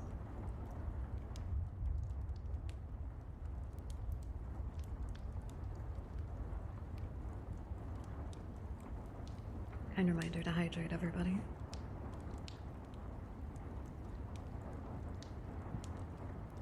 I know we'll never grow old together, 'cause you'll never grow old to me. You're the pink in my cheeks and I'm scared, 'cause that means I'm a little bit soft.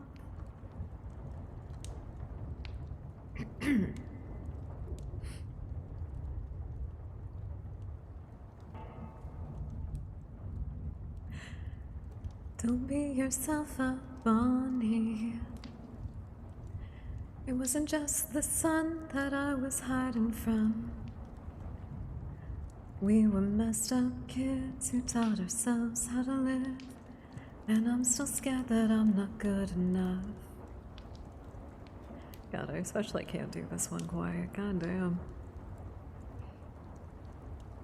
I've always felt like a monster, long before I was bit, but only seen as a monster.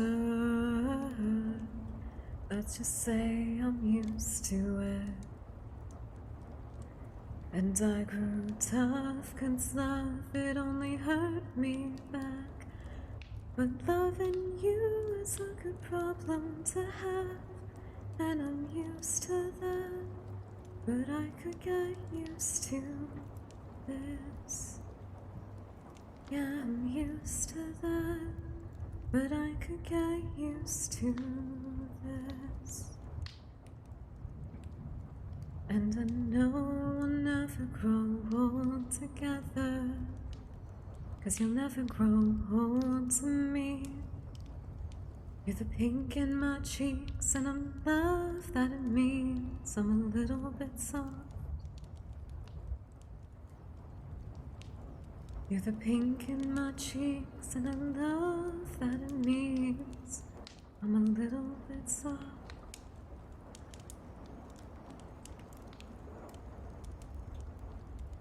I can't help it, I also really like that song. Marcy and Bonnie have always made me think of Krusnik and I. Not respectively. I'm Marcy, he's Bubblegum. He's the little science-obsessed nerd that has a hard time socializing, and then I'm the ancient recluse shadow creature that also has a hard time socializing.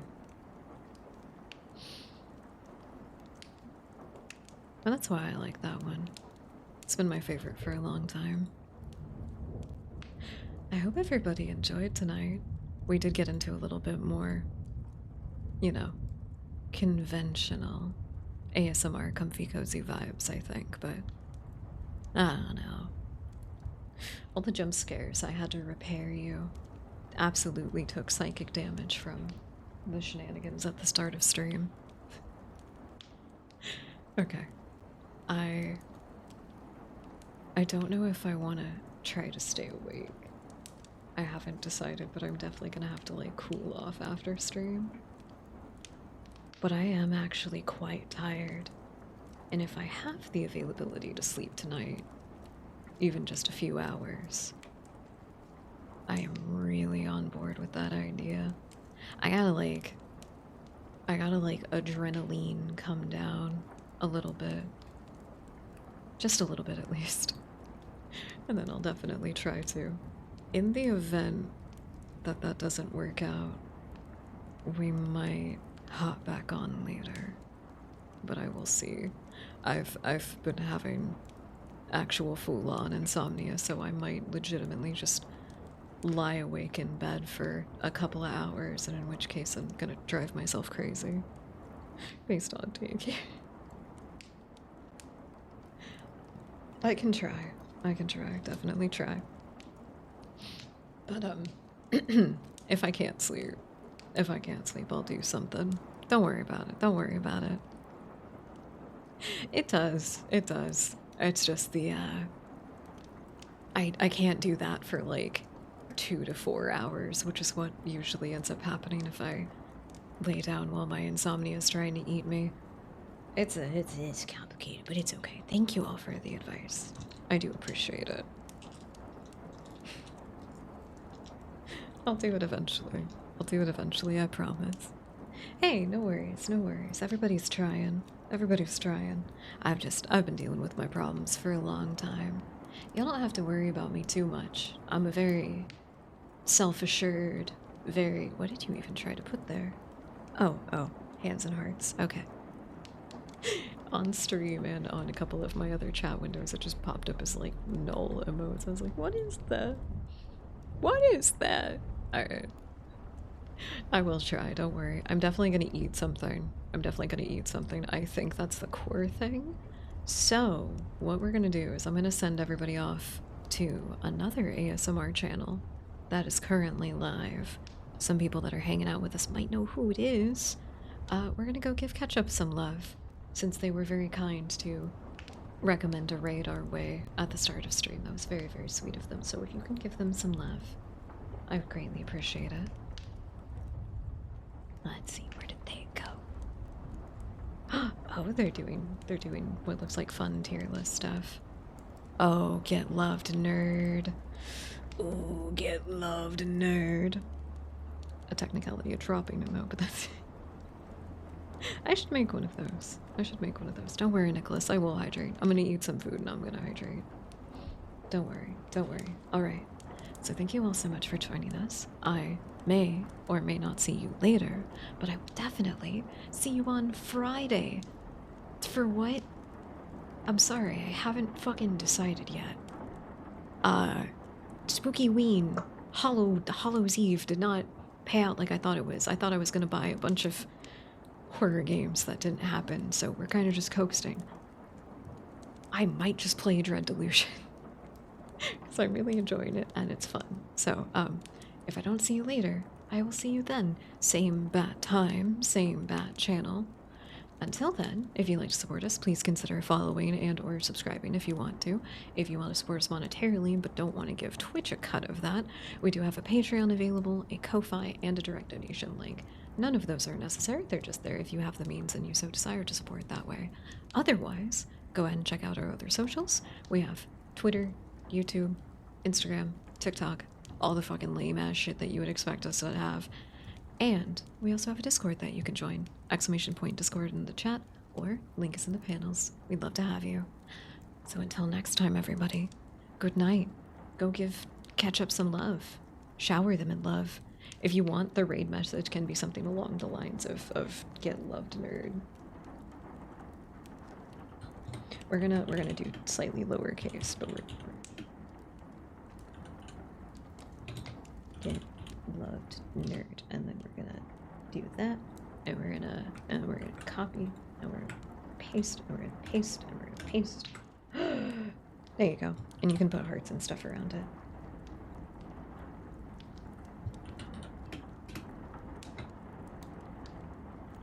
There we go. There's your raid message. I'll give you about 10-15 seconds to copy and paste. And then we're fucking launching. Are you ready? Love you, dorks. Ah, you guys. Nah, only behave a little bit. It's okay to be a little bit evil sometimes, I think. Just a little bit. Good. Give them some love. I will see you all later. Until then, good night, everybody. Good night, Auntie. Good night, Jeannie. Good night, Nicholas. Good night, Mako. Good night. Was everybody else still hanging with us? Good night, Cor.